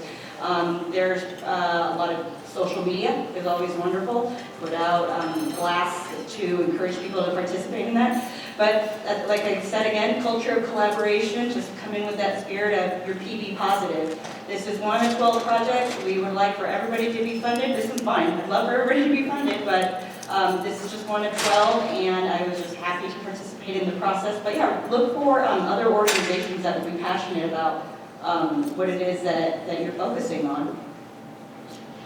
Yeah, so that's fairly common, and usually we're like, look, mobilize your network, so we recognize we're like, it gets people interested, but it can create disparity of people really looking at projects that might start from different spaces. And I think generally what we see in the practice of PB is that having space where people can actually learn about what's on the ballot can be a really nice equalizing effort. So maybe there's office hours or opportunities. You'll see actually in the video that was showed earlier, folks had these poster boards where people, you could just see all of them in one space, so that if there are opportunities to learn about what's on the ballot, you're learning about them kind of one-to-one. And you're hearing from community members in every instance where people can really understand the value of why it matters to you and maybe your neighbors as well. So if there are opportunities to talk more to others about your project, if it ends up on the ballot and folks can learn more about it, take them up on that, because that's a good opportunity for community members to look at yours kind of side by side as others and be like, it's actually really interesting, and really hear from you about why it matters. I'll also just chime in that dealing with the general public, and sometimes they don't understand what it is that a city does. One thing that the general public is really passionate about is their roads. So you already you're a man of one, but you really have a great advantage because people are very passionate about potholes. They used to call PB the pothole brigade in Vallejo. And I would have to educate people and say, okay, but there's only up to $300,000 that could be allocated to solve the pothole problem in Vallejo. That's a drop in the bucket. We have a PCI index of 49. $300,000 is not going to solve it, but people are very passionate about their roads. How about two quick questions? Pothole brigade. Yes, absolutely. So I want to make sure we get my friend here, and then we can come to this gentleman. Yeah, I have a similar question about the voting. I have a similar question about the voting and how you make sure that there are guardrails to making sure that the initiative advances racial equity, particularly in Marin, where just numerically it's majority white. And so the disadvantaged folks are at a disadvantage when it comes to the numbers. So it's a common problem that things like this are a losing battle for us, just numerically. So what are the guardrails? Great question. Because what we don't want to do is reinforce the status quo. We're looking to change and pivot towards a new direction around how we can engage people in civic conversations. And so part of what we want to do is be sure that we are reaching the communities that are most in need, right? So I mentioned to you, Marin City, Novato, the Canal, etc., West Marin, broadly speaking. So we're going to be sure that we target our efforts when we go out to do the voting phases, that we're in those communities, right? Now, everyone can vote, don't get me wrong, but we want to make sure that we are prioritizing the voices and perspectives of those community members. So a large part of about our outreach, making sure that we go out in person and connect with people to let them know, hey, we want you to vote on this. Right? We're also looking at perhaps weighting some of the voting, and it gets a little bit tricky, but that's something else that we're looking into is, how can we ensure that the perspectives of those who traditionally have been disenfranchised, traditionally marginalized communities, have a vote in this process that is weighted beyond the average community member, right? So that's part of what we're thinking through. But we certainly welcome feedback around this, everybody. This is, as I mentioned, this is our first time ever doing this in the county, and we learn every day. We learn something new. So really appreciate the question. I had a couple of more hands, and then we want to get you all to talk to each other too. I see a lot of questions. I'm going to go to Tijuana. Yes. All right. Hi, Jamila. Thank you for all your hard work. My question, my name is Tijuana Bullock. I'm the founder of Hope Housing of Marin. My question is around new and upcoming organizations, and that will there be like some hope for us that's new, that's coming in, and what advice would you all give a new organization who wants to apply or wants to collaborate to make sure that things happen? Great question. I'm going to start us off, and then I'm going to pass it to my colleagues here. Part of what we're asking in the application is this your first time applying for grant funding like this? What is the size and budget of your organization? So we're taking that into account as we review applications that come in, because we don't want to just, as I mentioned, kind of contribute to the status quo.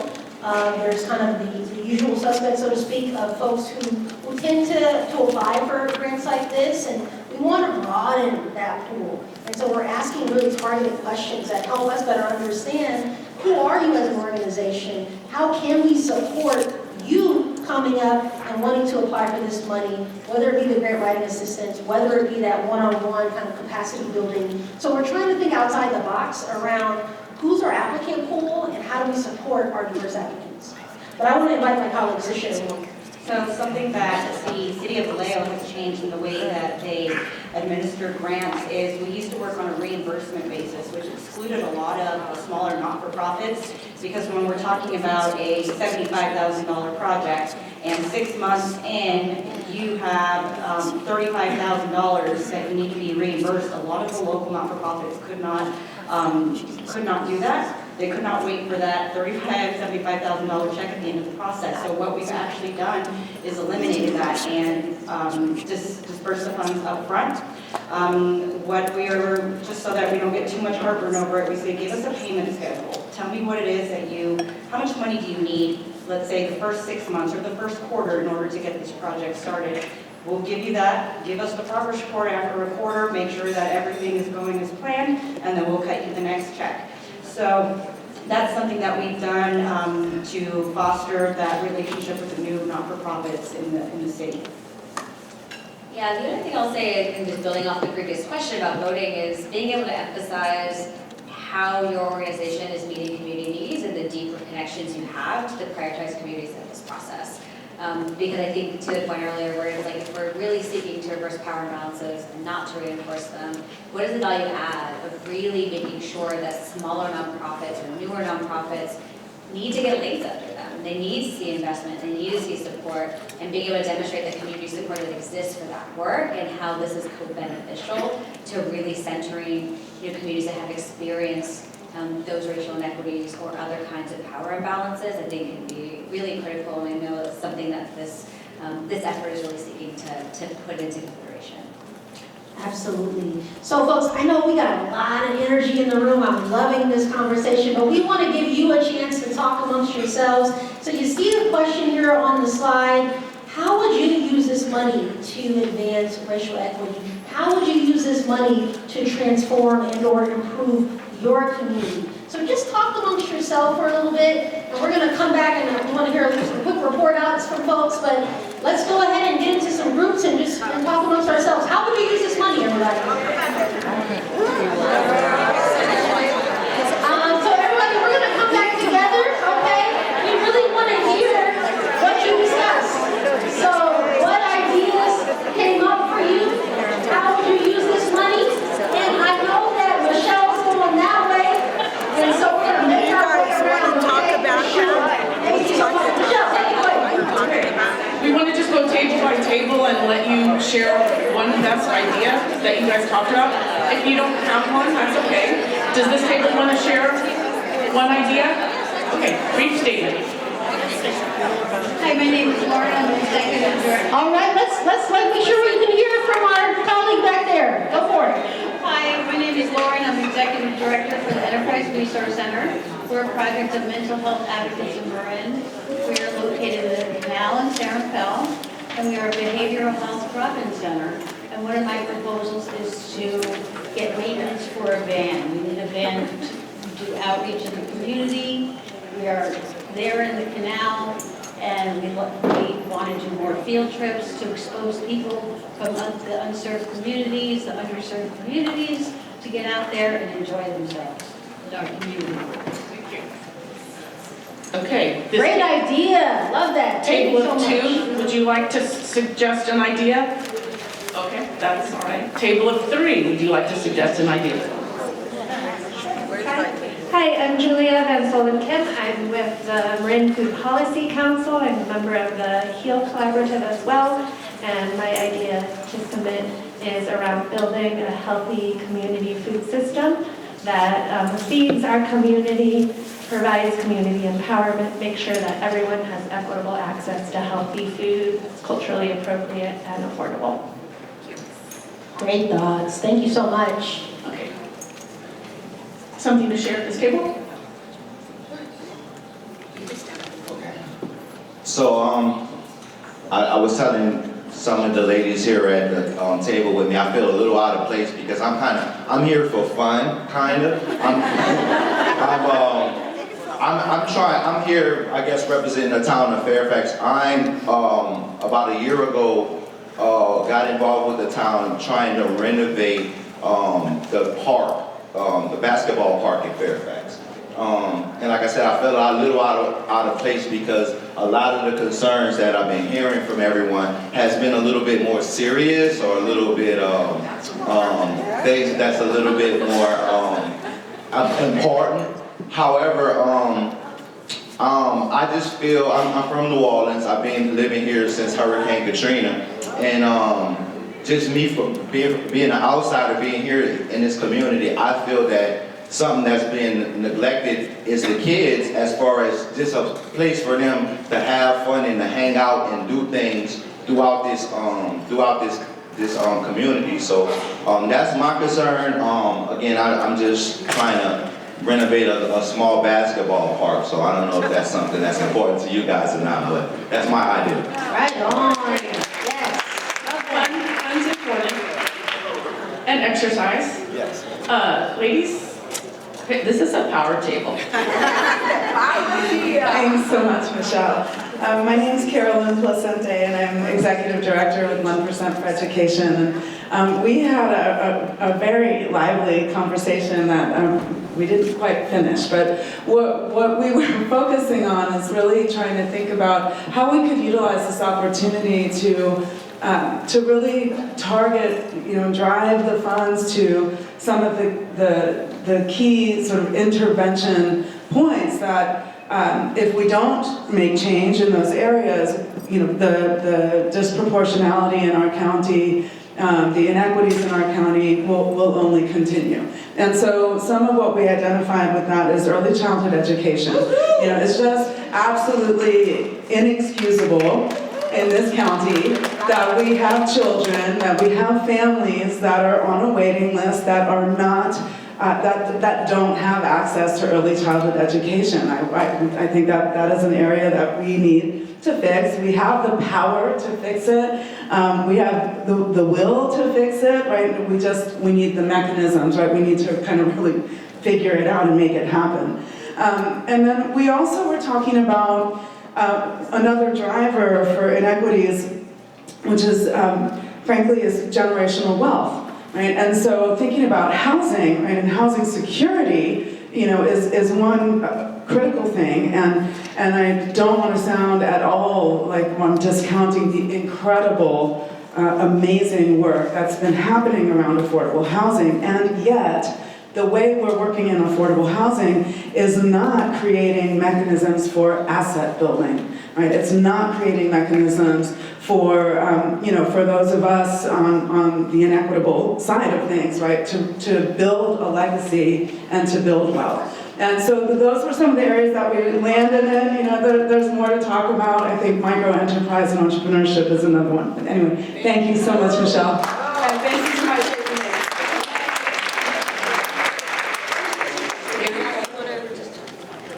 Hi everyone, my name is Lisa Raffel. I'm Executive Director of Bridge the Gap, and I'm a First 5 Commissioner. Happy to be here. And we talked a lot about early childhood, and specifically about the disintegration of services in Marin City, as well as in other marginalized parts of the county, and about specifically the need for space. Spaces for children and physical space. We know there's some issues going on throughout the county where people don't have the space to offer the programs. Would you like to share? No. Okay. All right. Ready? Okay. Hi, I'm Rachel Kurtz, wearing many hats these days.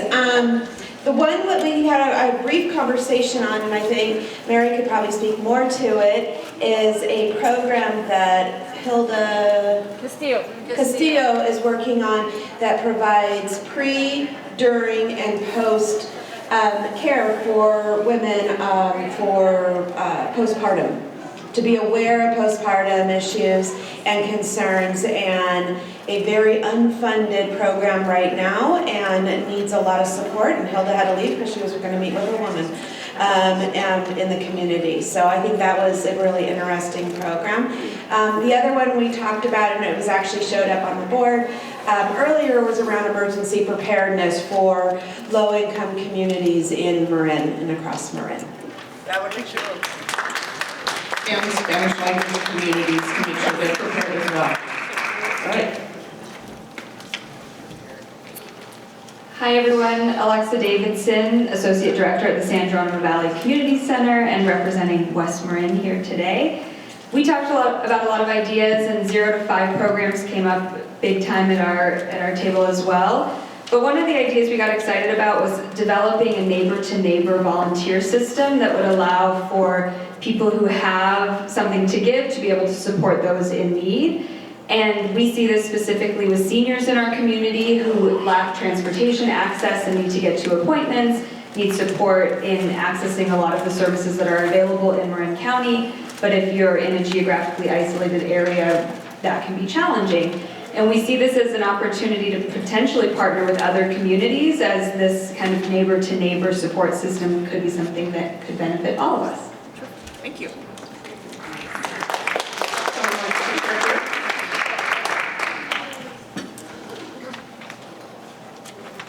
We talked about different things, but like the basketball court, I'll talk about a passion project for that I've submitted an idea around, is middle school sports. We don't have enough for our young middle schoolers to do after school. And some of the sports programs that do exist, you have to be able to afford them. They're not accessible to many. And so I've been involved with the high school biking team, and we're looking to create a middle school biking program, maybe Novato, San Rafael as a pilot project, but maybe countywide if we could pull it off, to really create access to bikes for kids, and then also get training and, you know, all the programs. We have so many trails, so much beauty here. Our high schooler bikers say that one of the top 3 things for them why they bike is for mental health. It really helps them balance out school and all the things, but we have to get more than just all the white kids on bikes. We really need to open it up. I was contacted by Trips for Kids, and the gentleman was not able to join us today, but you do have potential partners out there on that issue. Hi, I'm Deanne Marin. I'm the Senior Minister at Unity in Marin in Novato, and we also run a Montessori school, Hamilton Montessori, which is for preschoolers, toddlers. And our biggest challenge right now is twofold: space. We have a waiting list. We don't have the space to be able to expand. And the second challenge we're having is teachers, where there is a serious shortage of teachers right now. So we can't expand because we don't have the teachers to be able to be with the kids. So we are not even quite at capacity. And so one of the ideas that I was having, and you know, we're a smaller organization, so it wouldn't be something just for our particular organization, but something that perhaps would be met on a county level, is creating programs for those perhaps who are more disadvantaged to be able to be supported through like Montessori training. That we have a teacher right now who's been doing her training while she's actually in the classroom and getting money to be able to support a career as a Montessori teacher, and being able to facilitate that, as well as creating a scholarship program. It's been on our list for a long time, scholarship program for disadvantaged youth. We also have some space, and so food garden, community garden is one of the things that has been coming up within our community as well. And then senior services are huge. Getting people to doctor's appointments, getting people medical supplies, people coming out of the hospital and needing all of these supplies to be able to be at home, because we don't let people stay in hospital the way we used to, and being able to support getting them those physical needs that they have. Definitely have collaborators on all those issues as well. Hi, I'm Alexis, and I am Director of Wise Choices for Girls, a Marin City-based organization mentoring girls from 12 on. Although we primarily started in Marin City, we serve girls throughout Marin County. What we talked about at this table is why we have inequities in the first place. And $2.5 million to be put in the 5 areas, what you talked about.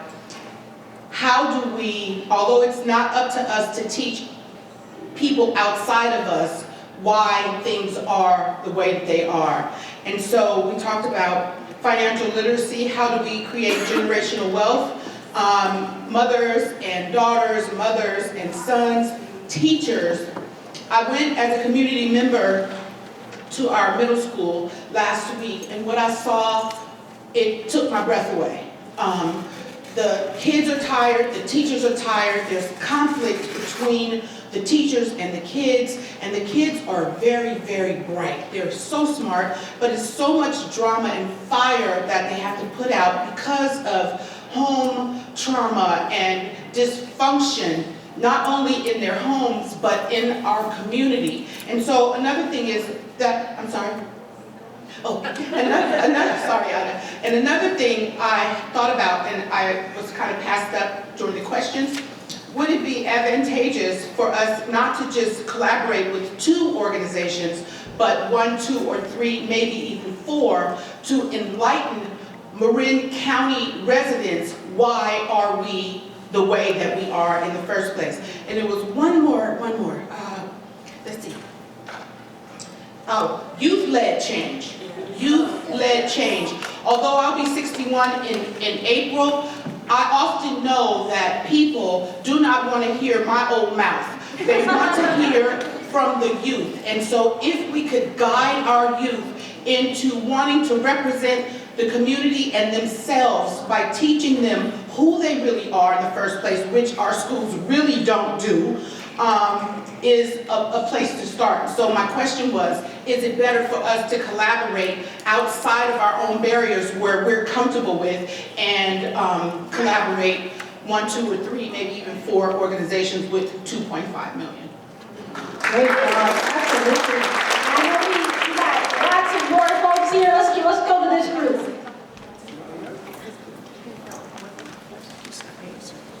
Hi, I'm Kristen Law. I'm with the Marin County Office of Ed, but our offices are closed today, so I'm here for fun as well. And kind of building off what Alexis was just sharing, we talked about, encouraging the participatory budgeting process to consider ways to reduce bureaucratic barriers. So how can we get the money directly to the people? And then also how can we leverage and support collaborations? Because we know there's a lot of great organizations in Marin County. There's no shortage. So what can we do to bring more people together? 3, 4, 5, 6 organizations working together to support this work. Yeah, I want to supplement that. There's so much competition for nonprofit dollars in Marin and so much siloing. The best thing that can happen out of this is to force us out of that framework into a collaborative framework. And that collaborative framework would actually create more equity.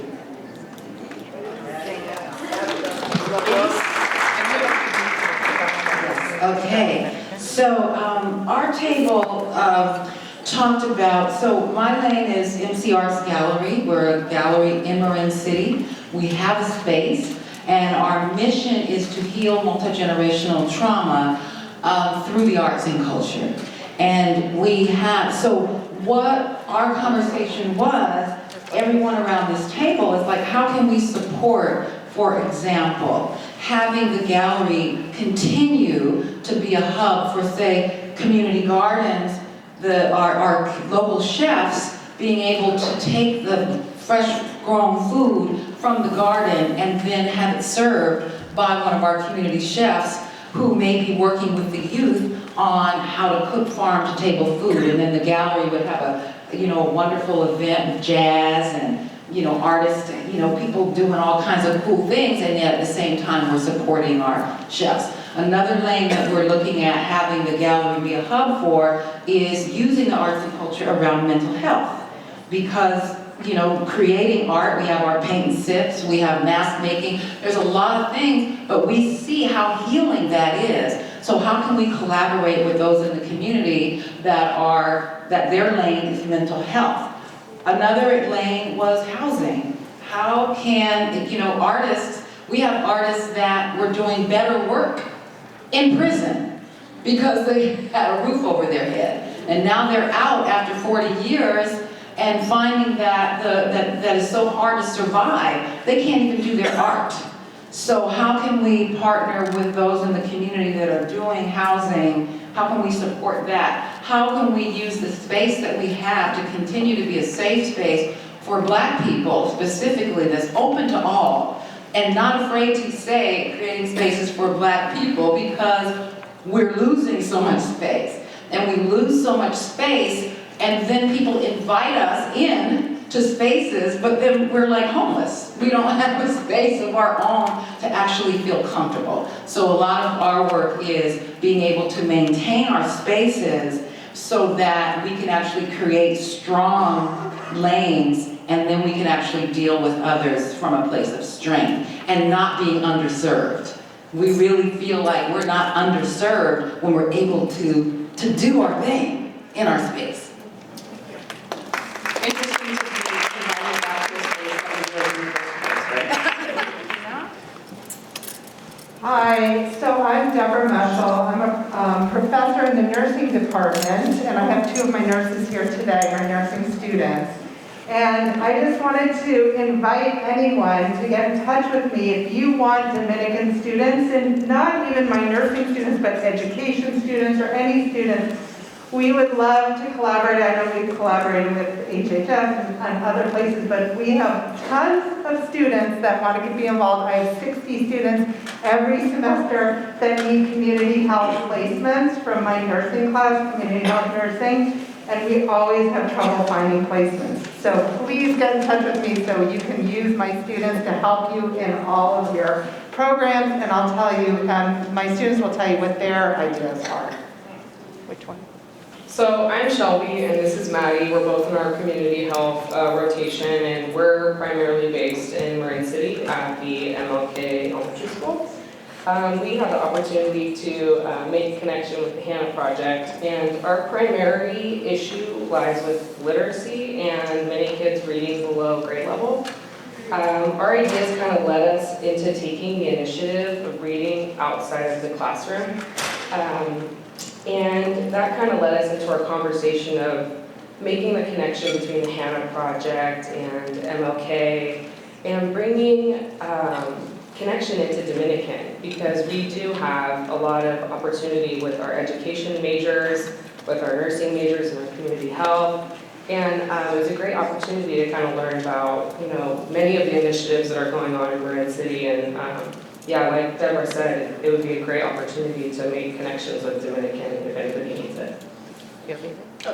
Last thing, we just believe that the more people we can collaborate with, the more opportunities we'll have for these students to improve their literacy scores and just a better opportunity to support these students, because I've noticed that sometimes there is no support with Marin City students in the schools, and I just see that, I think someone mentioned the trauma from homes.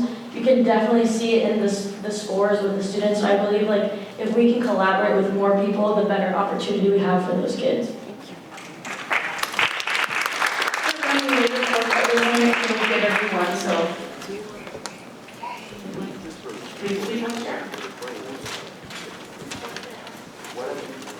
Hi, I'm Shirley Norton. I'm with the Arts Plus Scholars, Marin City. And our program, we're trying to get our kids who are interested in music. We provide private lessons for them.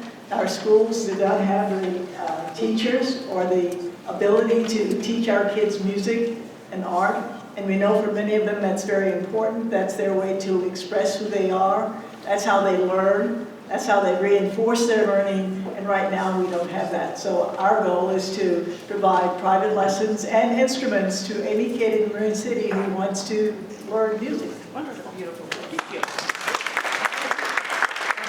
Would you like to share?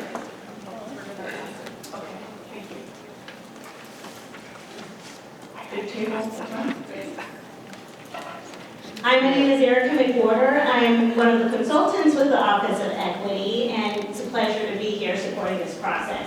Our table spoke about a number of things, including one idea that related to potholes and also how to improve on the process in a more widespread way. And a couple of the ideas that came up were to enhance collaboration by focusing on some high alignment and high impact issues, not just some of the low-hanging fruit, but to, as others were saying, gather a lot of organizations together, layer funding, take a number of different initiatives to support pouring funding into opportunities that aren't just easy peasy, but that are really going to move the needle on equity.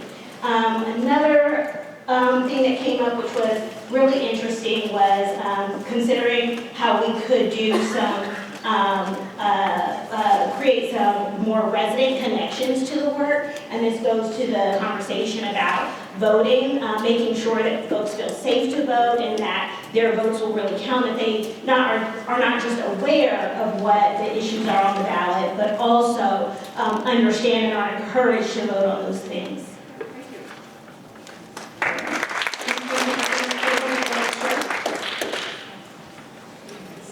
Hello everyone. So we had the homie Gary over here come talk with us, and we spent a lot of time talking about concerns or critiques that we had about the process. Because of the racial makeup of Marin County, how can we really center the voices and the ideas of people of color? And so that's one of the things. And then the other thing that we talked about is similar to what Don was talking about, the competitive culture of the nonprofits. How is this an opportunity to really uplift new partnerships, new organizations that don't always get a lot of the money. And so I think that we have to be really realistic that this is the first time that we're doing it and that it's all not going to happen this first year. But the goals are really to engage people that aren't engaged at all. That's what's really going to make this powerful. So.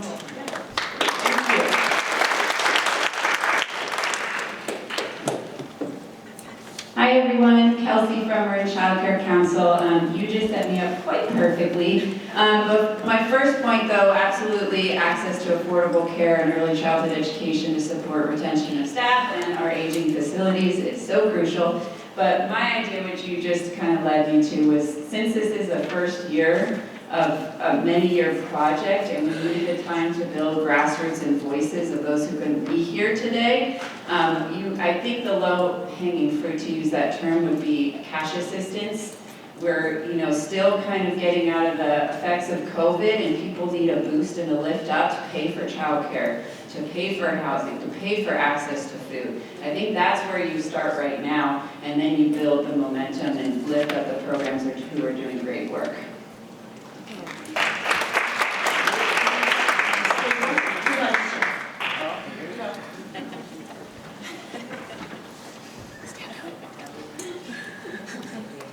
Hello, my name is Delia, and I work for Community Action Room. But our table here spoke about a couple different things, housing, after school, and childcare, amongst other. And I understand that we all are talking very similar subjects, and where most of us are probably on the same ride, right? We all want what we need for our community. So for childcare, one of the things that came up is how can we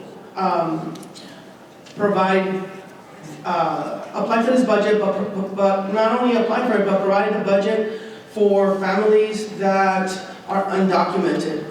Throughout time, we've noticed that the service goes out to many agencies, but often undocumented families can't apply because they're being asked for a social security number. So hopefully, this budget, no matter who gets it, will be open to all families.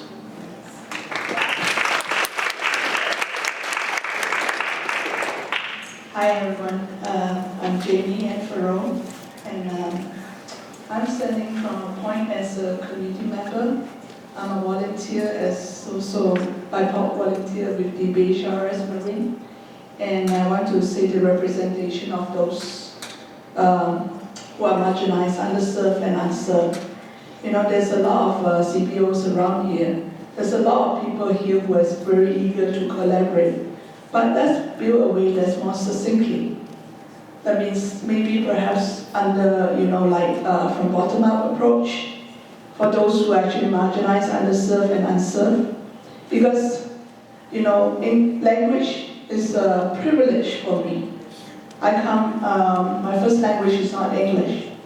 And I come from a subservient culture, meaning that a lot of us don't have a voice. Through the patriarchy of the family, you're often silenced. So if you're going to do the equity work, let's start it from the bottom. For those of us who are actually undocumented, doesn't matter.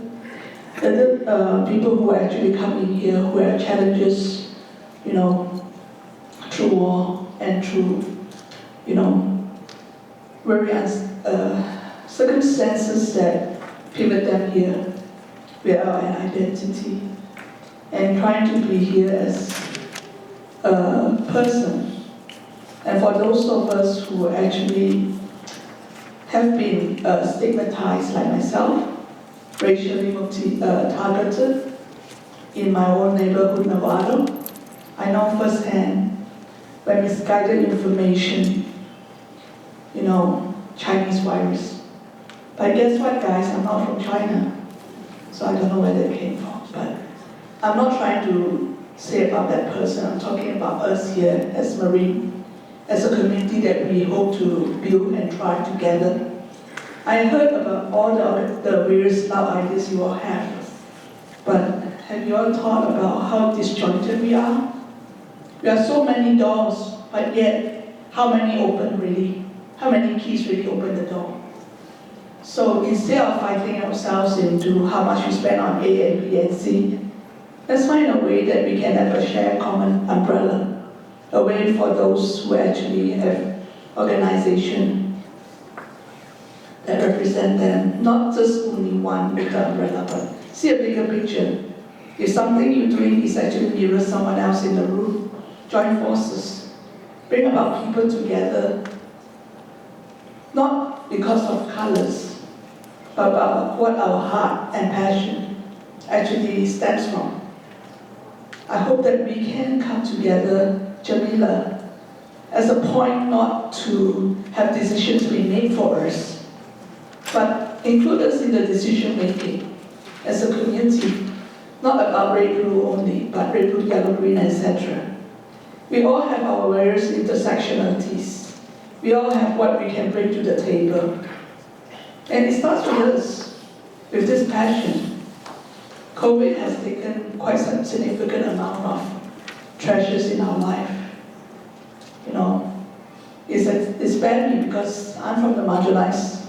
I get help from the food for some supplements, but now that COVID coming to a close, how do I get support with $56 only in the food stamps for me and my husband to sustain?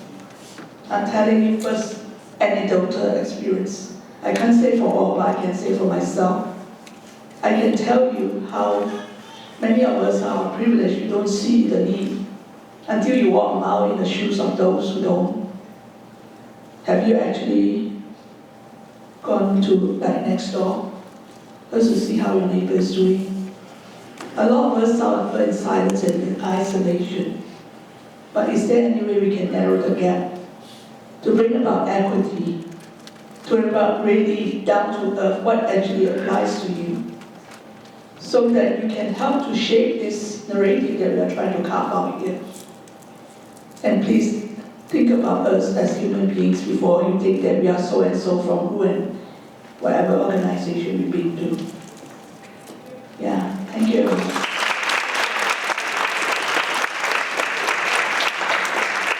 Hi, my name is Maria Velarde. I'm the program director for the Pico Preschool program. And in my table, I think I was the only one with the idea because you were just listening to the rest of us. But my program is at the Canal community. 99% of our families are from Guatemala, the rest are from Mexico and El Salvador. And talking about supporting our families, supporting our students, and most of all, most importantly, our infrastructure, because literally our classrooms are falling apart.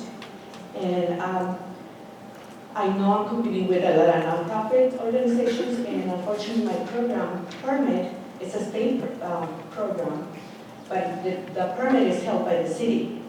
So therefore, I'm not considered to be a nonprofit. So I don't get the perks that many providers or other preschool programs got during this administration for improving their programs, because we are considered to be part of the city. But yet again, they're only holding a permit. We're still a preschool state program. So we're serving children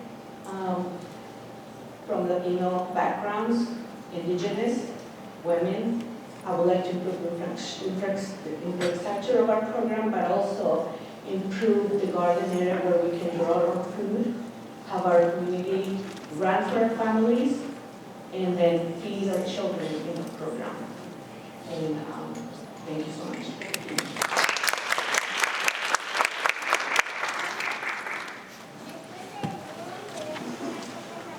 Hello, my name is Dorothy Stewart. I am the founder and executive director of Old Firehouse Schools. We have just opened up a new school in downtown San Rafael. It's a bilingual school that we're committed to serving 50% children from low-income communities. We're very excited about that. Hello to all the early childhood people. We are new. Please come and visit us. At this table, we have a lot of interesting discussions. We have a member of the citizen here, Marin, who was very, very concerned about senior issues in terms of transportation and how difficult it is for seniors to get around, and I hope we will develop something like that. We also have representatives from Community Action here at this table who spoke about the need for more collaboration and model building for us here.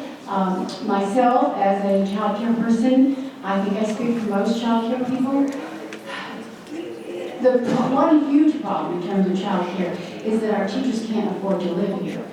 So that is a huge underlying issue that I see. I'm having a terrible time finding teachers that can live here. So some sort of voucher program or something to help our child care teachers, I think would across the board be a wonderful, wonderful investment to help us. I mean, there are many needs for child care.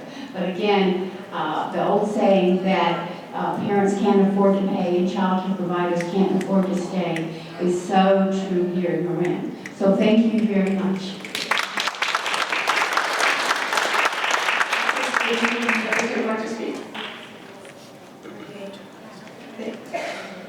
Okay, I'm here.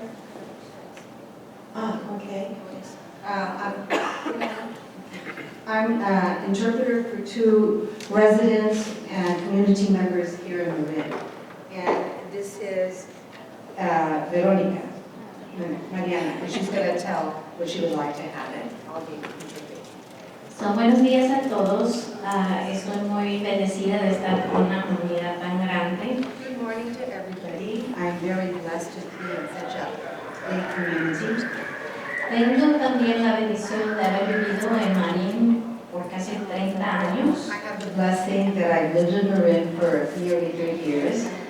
Y creo que conozco muy bien a mi comunidad. Creo que hay mucha necesidad. And so I would like to say that I know really well my community, and we have a lot of needs. Y en mi pensamiento siento que necesitamos más programas después de escuela. In my thoughts, I feel like this is more after-school programs.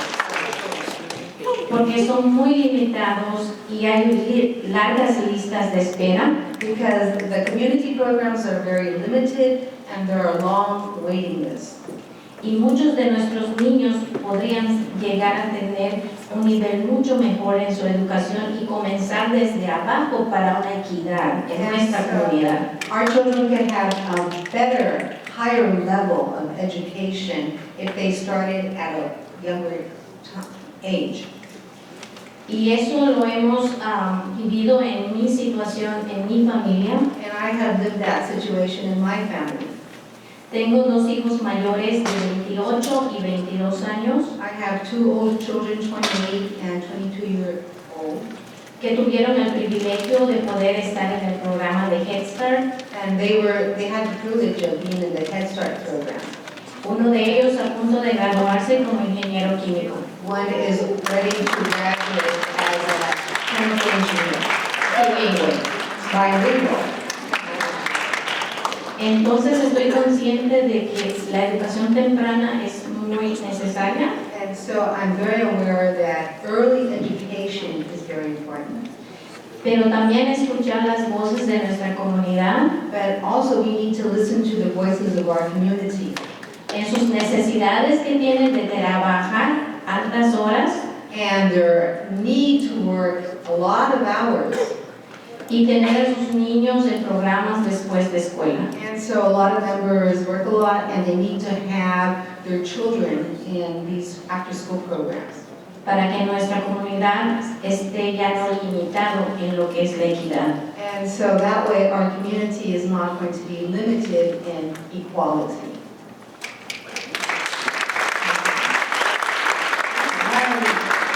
I just wanted to mention one more thing that was said here, and this was about community liaison for the Spanish speakers, that they have a lot of problems and they have nobody to help them resolve their problems.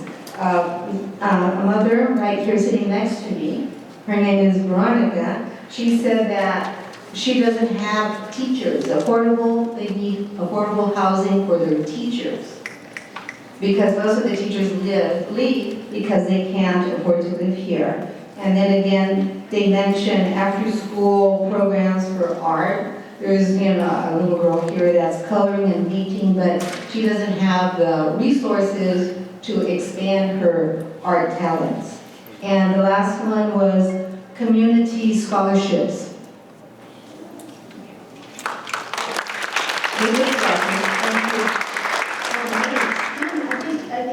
that everyone, Michelle? That's every single one. All right, let's give it up, everybody.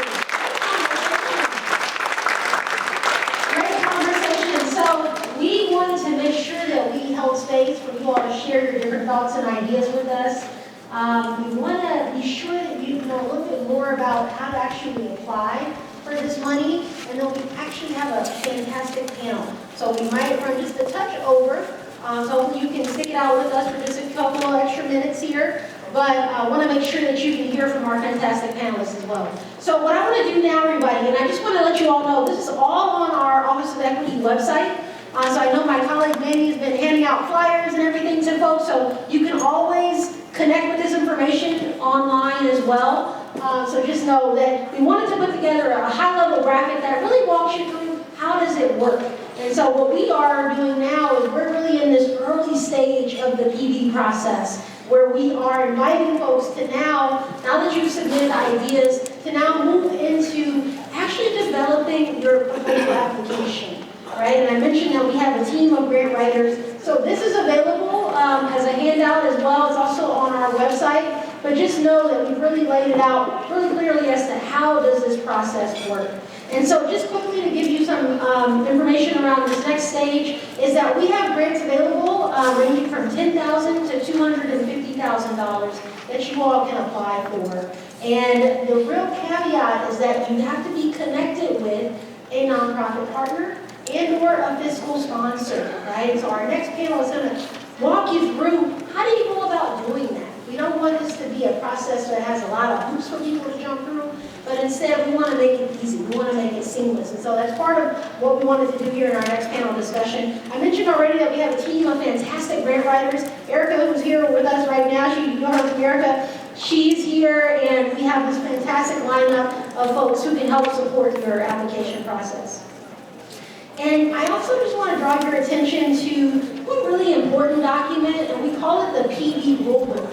And so this is a document that really walks you through all the ins and outs of how this process works. So I encourage you all, definitely when you go home tonight or later today, to check out that document because it really will just walk you through all the different steps that are related to our PB process.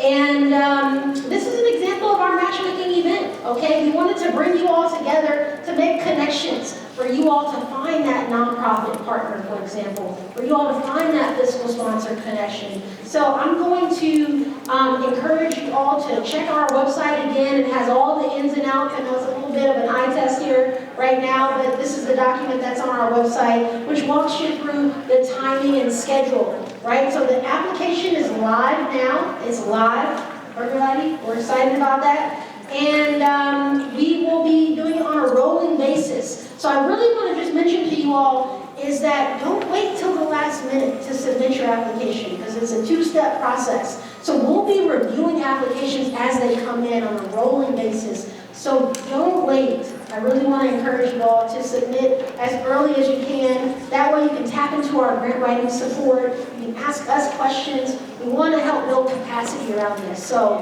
although the deadline is May, as you see there, we want you to submit early so that we can help if you need to refine your application. Okay?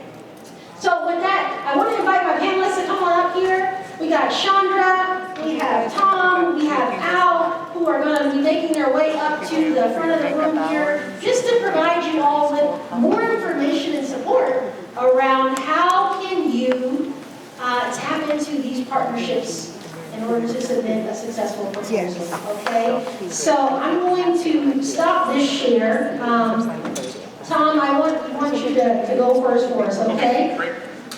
Come on. Thank you. Thanks, Jamila. Good morning, everyone. We're at the front home stretch here, so maybe it's a good time for you to all kind of do a little bit of stretching. I'm going to talk really, really fast. It's going to sound like an auction in a second here. But I don't want to go too fast, and I want to make my presentation as simple as possible It's also going to be, or what you can do also is there's a flyer that I made available to everybody. Does everybody have this? You can always go ahead and use the QR code to fill in a contact form, and that gets right to me, and then I could talk to you after this session. Even by appointment, our office is right down here on 1 McKinnis. You can literally walk from here. Okay, not today though, but I'd be happy to talk to you. My name is Tom Hayashi, and my pronouns are he, him. I have the privilege of serving as the Chief Capacity Building Officer for the Center for Voluntary and Nonprofit Leadership. Have you ever heard of us before? We've been around since 1965. What we do is definitely the area of fiscal sponsorship, but we also do a lot of other things to really help other nonprofit organizations or aspiring nonprofit organizations that are grassroots to continue to develop and to push your mission to the farthest potential as possible. So we get to multiply our efforts by working with organizations and individuals in the community that have really great ideas who are also going to throw their leadership behind a disciplined process to grow your ideas into reality. And in this case, to achieve equity. How's that sound? Right? All right. So I'm not going to go through all of, thank you. I'm not going to go through all of the slides, and by the way, if you'd like a copy of the slides, we'll be able to also get that to you if you contact us as well. But basically, I wanted to cover a few things that might be helpful for us to keep in mind. So what is fiscal sponsorship? And my colleagues, I'm sure, will also cover that, but just to get us started. Essentially, it is really designed for particularly organizations that may not have a status of their own by IRS status or have filed with the state of California, right? In order to get what's called a 501c3, okay, as a tax-exempt organization. So we really want to provide support for some organizations that, like I said, have a really great idea, you have leadership behind it, you have very specific goals, and you are really dedicated to working on some projects and programs and helping to pilot and then eventually grow the organization, into something else that is a little bit more independent. But in the meantime, whenever you are talking about a project, it will require usually some kind of funding, no matter how small or modest it may be, right? So this is exactly where we come in, an organization like ours or my colleagues, where we will usually have a process of asking you very specifically in writing what are your specific goals related to your project or your organization. And what's nice about this initiative here is that if you do receive a grant or you're part of a grant, then it's already baked in. You don't have to, come up with your own process. You follow the application, even ask for the budget. Guess what? We ask for a budget from you on the project or program or the organization, and we will review that to see whether if this is a good match for us. For our organization, we typically don't work with organizations and projects that have a budget that's in the $10,000 range. What we like to do is we like to work with organizations or clusters of organizations that can come to us with at least about $100,000 in total budget. It's not that we don't want to work with smaller organizations, but it really is a lot of work for both the fiscal sponsor as well as the organization. Instead, what you can do is also come to us for capacity building support. So we provide other services that you may be interested in really growing your organization. So in that sense, we may be just slightly different in terms of how we work. We also have a learning and leadership program. We have a grant writing course. If you're really wanting to learn grant writing, even though we have really great grant writers here that's available, that's a dream come true. Believe me, having been in this field for a long time. But there's a lot of training programs that we provide. We have a consulting service and all of that. Okay. So I won't take too much time on the details because I'm sure our colleagues will also like to talk about how they work with organizations. But if you're in doubt, please feel free to reach out to me. And my contact information is right in the flyer that's been provided. and I'd be happy to answer any of your questions, probably best if we have a dedicated time, so please feel free to make an appointment with me. Thank you. Right on. Thank you so much. So I want to pass it over to our next colleague here, Chandra, to take it away, and I can get your mic here. And Chandra, just maybe for folks who may not be familiar with your organization, you can take mine. I'm sorry. Hello, good afternoon, everyone. I am very, very happy to be with so many incredible individuals today representing organizations and ideas to promote, center the voices of our community and the work of racial and economic justice. So thank you for being part of the conversation and for your joy, your passion, your enthusiasm. My name is Chandra Alexander. Thank you, Jamila, for the invitation. I am very proud to be the CEO of Community Action Marin. We are over 55 years strong, representing community and pushing levers for change, to change the narratives about poverty, to talk about how we can help reframe what it means to be part of communities of color and of low income across Marin County, how we can really turn to one another in stronger collaborations that focus on justice, that focus on equity, that focus on well-being for all of us. So the work of Community Action Marin is broad and deep. We too do provide fiscal sponsorship services. Mission alignment is critical. We have to be centered in our values. We have to come with a willingness to stand. For us at Community Action Marin, it's a focus on relationship. We've talked a lot about the power of collaboration and creating efficiencies and being thoughtful, mindful about how we can work better together. So relationship and unity, standing for those values and goals of racial and economic justice, to really move that needle, to change the tide, to shift the narratives, to build power with community. That's what we're here to do, and bring one another together, centered in our hearts, our passion, and our commitment for racial and economic justice. So the work that we do at Community Action Marin has helped to support many different organizations, to incubate, if you will, organizations that I know you know well, like Homeward Bound and the Farmers Market and Ritter Center. But part of our power truly is in, again, collaboration, and what we're willing to do is stand with you and leverage the resources that we have as a county-wide organization in service to the process of bringing together the voices that aren't often heard. We often talk about the heart of Marin and the invisible Marin that's too often unseen, unheard, and we want to recenter and recommit to collaborations that foster unity, relationship, connective tissue, and the values that drive the work of equity forward. So it's a little bit about who we are and what we stand for. I also want to thank Samantha Ramirez. Sam, raise your hand. She's on the board of directors at Community Action Marin, is a great participant in many of our community organizations. But I'm holding her up because how we stand in our structure at Community Action Marin really does, in the very fabric of who we are, mean that we bring into our board of directors, we bring into our community people with lived experience, people who represent the communities that we serve, and that's how we are here to help serve this participatory budgeting process, because we believe that it will take all of us. So I'll stop with that, and I will say that I will be leaving in 5 minutes. I can't stay longer. I'm really committed to the work of helping to build a collaboration right now for transitional age youth around homelessness. So I'll be heading off to do that work, but I want to thank you. And Community Action Marin, my team, myself, we're here to help support this work, and again, all of the goals that we have in store for what we can do to move the needle to create equity in Marin County. So thank you.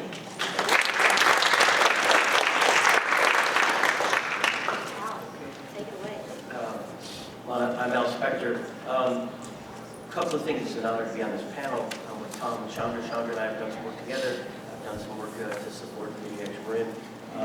Their organizations are fantastic. They're well resourced, and they're a big pillar in this community. I'm here to speak actually on behalf of Marin O'Mara, who's the executive director of Marin Link.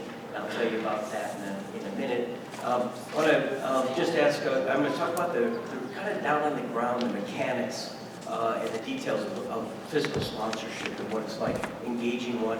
I had the good fortune of running a program that needed a fiscal sponsor, and I happened to meet Marin O'Mara at that time. It was 2008. So I've been a fiscally sponsored project. It was 11 years. I'll tell you anything about that you want to know. But so it was 11 years of living as a fiscally sponsored project with a full 501c3 status because of my engaging in Marin Link. Just a quick question. Can I have a show of hands of how many fiscally sponsored projects we've got in the audience right now? People that are here that have actually operated as a project under a fiscal sponsor. Anybody? Oh, come on, don't be so shy. A hand. Okay, so some familiarity with, at least familiarity with it, if not having operated as a project under a fiscal sponsor. And the number of 501c3 organizations that are represented here today, you can raise your hand. You're here actually under a 501c3. So I take it there's the differences, folks that may, be interested, certainly in what it's like getting that 501c3 status by virtue of engaging one of the organizations that we represent here today. I'm going to talk about that for just a couple of minutes about the kind of the nuts and bolts of what that's like. It's a contractual relationship. The one, Marin Link happens to be unlike these organizations that have a lot of different functions. It's a kind of a pure player in the fiscal sponsor game. It's an independent contract where you go. It's a service provider, and it's like any other service provider. There's a contract, and there's fees involved, and those fees, we'll talk about that in a second as well. But just keep in mind, it's a contract. Let's say even above that, I'd say that reminded me, or the way that it operates is sort of you got a big sister or a big brother in the game with you that's kind of watching out for you. You're under their umbrella. They're dealing with the IRS. They're 501c3 sponsor. The fiscal sponsor is a 501c3 company, and so they're the ones that are interfacing with the regulatory people, the IRS, the Attorney General, the Franchise Tax Board. So it relieves you of all of that. Remember, you're possibly on your way to becoming a 501c3 entity yourself with the responsibility of doing all that. This is a way to get started with having the fiscal sponsor do all that kind of administrative work for you. And again, because they're paid, they're compensated for doing that. I hope that's clear. So I'd say it's an easy, there's some plenty of work in it, but it's a path to get started fairly quickly and fairly effectively in getting funded by tax-deductible donations and grants that are requiring you to have a 501c3 status. I hope that's fairly good. I did that in one breath. Well done. Thank you. About Marin Link, I'll make a couple of questions. Marin has been doing this work for a long time, and I met Marin Link in 2008, I believe it was, and I needed a fiscal sponsor. The administrative process was quite easy. The contract, the approval, it all happened in a matter of, I think, under a couple of weeks. Versus if you want to get your own 501c3 status as an organization, that's months and months in the making, and a lot of work to do on your own. The way, the kind of how it works, your responsibility is you run your operation, you run your program, you do your fundraising, you watch your accounting. The funds actually go into a bank account with your name on it. The fiscal sponsor holds that, and then you've got the responsibility for making sure that the expenses that you're going to access those funds are in fact in pursuit of the program, and it's a charitable purpose. Second one in one breath. That is sort of fiscal sponsor nuts and bolts, in a nutshell. I'm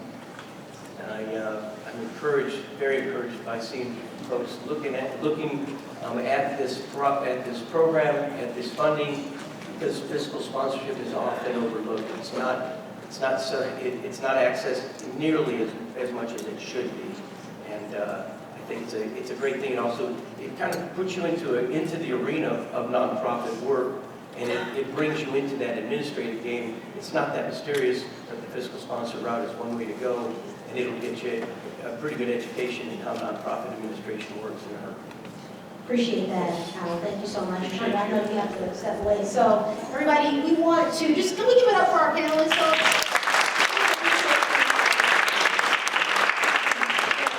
So I we're mindful of time, everybody, and want to be respectful of everybody's time. So I just want to open it up to the audience. If you have a couple of questions that you want to pose to our panelists, we can get our mic circulated and go from there. So I'm going to go to my friend there with our glasses on, and then we'll come to you, sir.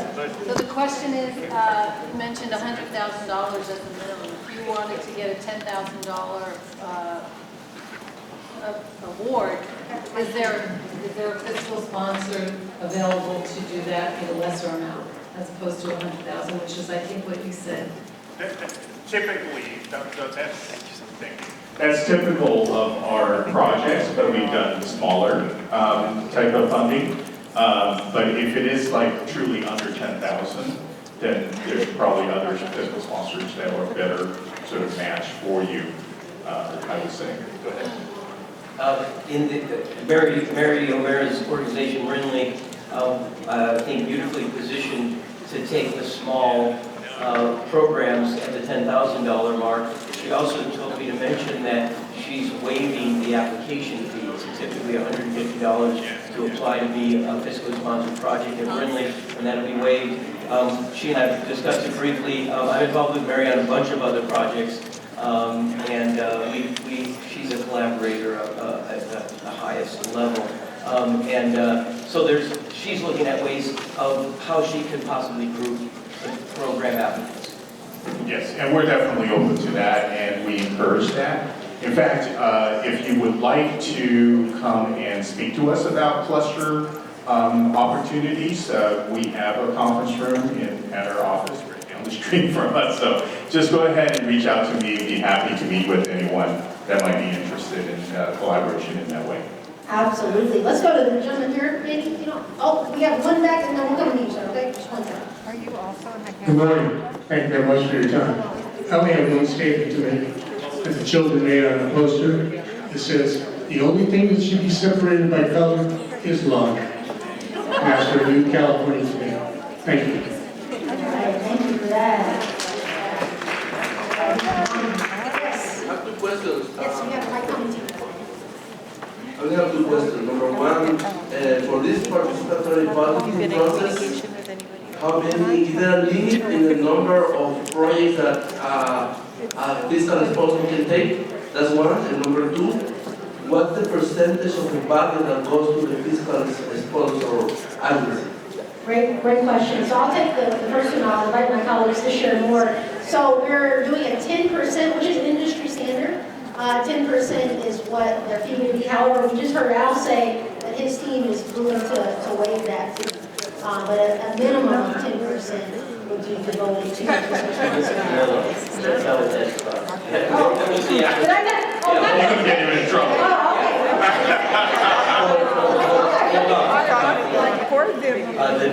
The application fee, just to engage the fiscal sponsor, in the contracting process, that's $150 each way. The fees that the fiscal sponsor earns by delivering these administrative services, dispersing funds and the accounting and things like that, that's a percentage of the funds that come in. And that's in the 8 to 10%. Got you. See that? Thank you so much for that. And it's the same for us, about 7 to 10%. Yeah. Okay. Any other questions? The limit of number of projects that are... So that's really up to the fiscal sponsor. So they can sponsor as many as they are willing to do. So there is no limit on our end in terms of what they sponsor.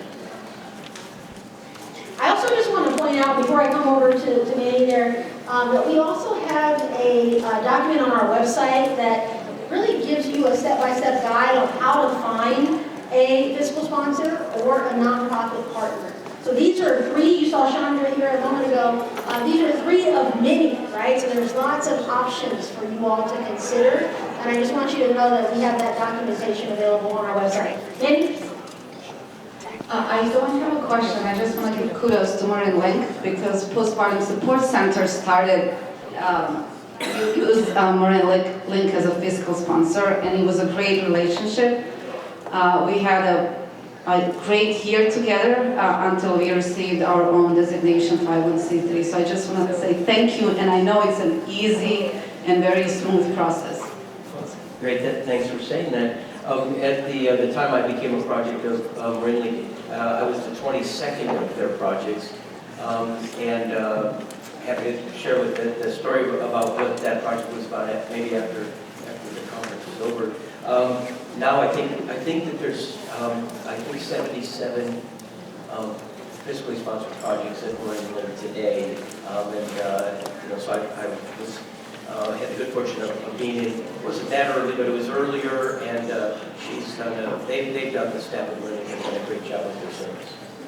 Great, thank you for that. Next question.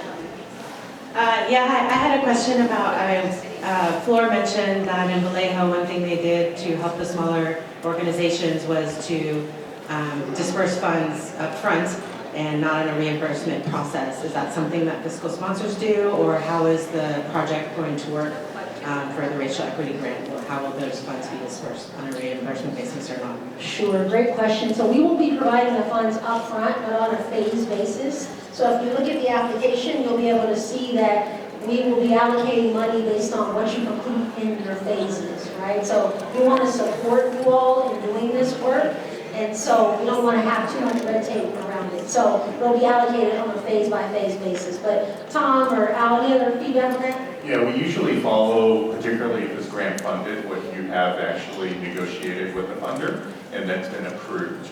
So for some programs, you're going to have a lot of expenses, let's say in the first 2 quarters, and not so much, let's say, in the last 2.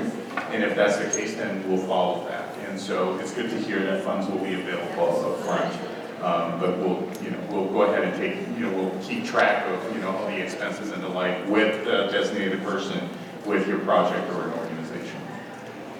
I think it is, whatever the rules are for disbursement of the funds to the program, then that would be immediate, and your fiscal sponsor would be at the ready to disperse according to those guidelines. And I just wanted to clarify, if it's outside of the grant, and let's say that you are going to have a fundraiser or other project that's not covered by this particular grant, then we'll have to talk about how you're actually receiving the funds, let's say through sponsorship or any of those kinds of things, and to see how we can actually properly manage the cash flow. With a sort of dwindling crowd, but for folks that are interested in this, what it does by having a fiscal sponsor, whether it's Chandra's organization or Tom's or an independent like Marin Link, it puts you into that, up on that footing to where you can take donated funds from anybody. So you maybe for the first time, and that's what happened to me, I needed to take some donated funds to a program that I was running that I was self-funding, and it got to the point where I needed to give a tax receipt to a potential donor. And so it led, in addition to allowing you access to PV, to programs like this, to big grants, it can allow you to take donations from your community and you can give a tax receipt. That's actually the magic moment, is when you one day can't give a tax deductible receipt and one day you can. And that's the day I was looking for, and I decided to use an independent fiscal sponsor to do it, because it was the quickest route to get me that status that would let me give a tax receipt to my first donor. And so from that day on, you can fundraise, have parties, go online, do anything you want. And so you become a tax-deductible organization under the auspices of a fiscal sponsor. And it's the same for Tom's organization, for Chandra's, and for Mary's. Is that what it is? Well said, yeah. So any other questions? And then we're going to wrap it up, everybody. Any other questions from the audience? All right, let's give some love to our panelists. So just a huge amount of appreciation from myself and on behalf of our team.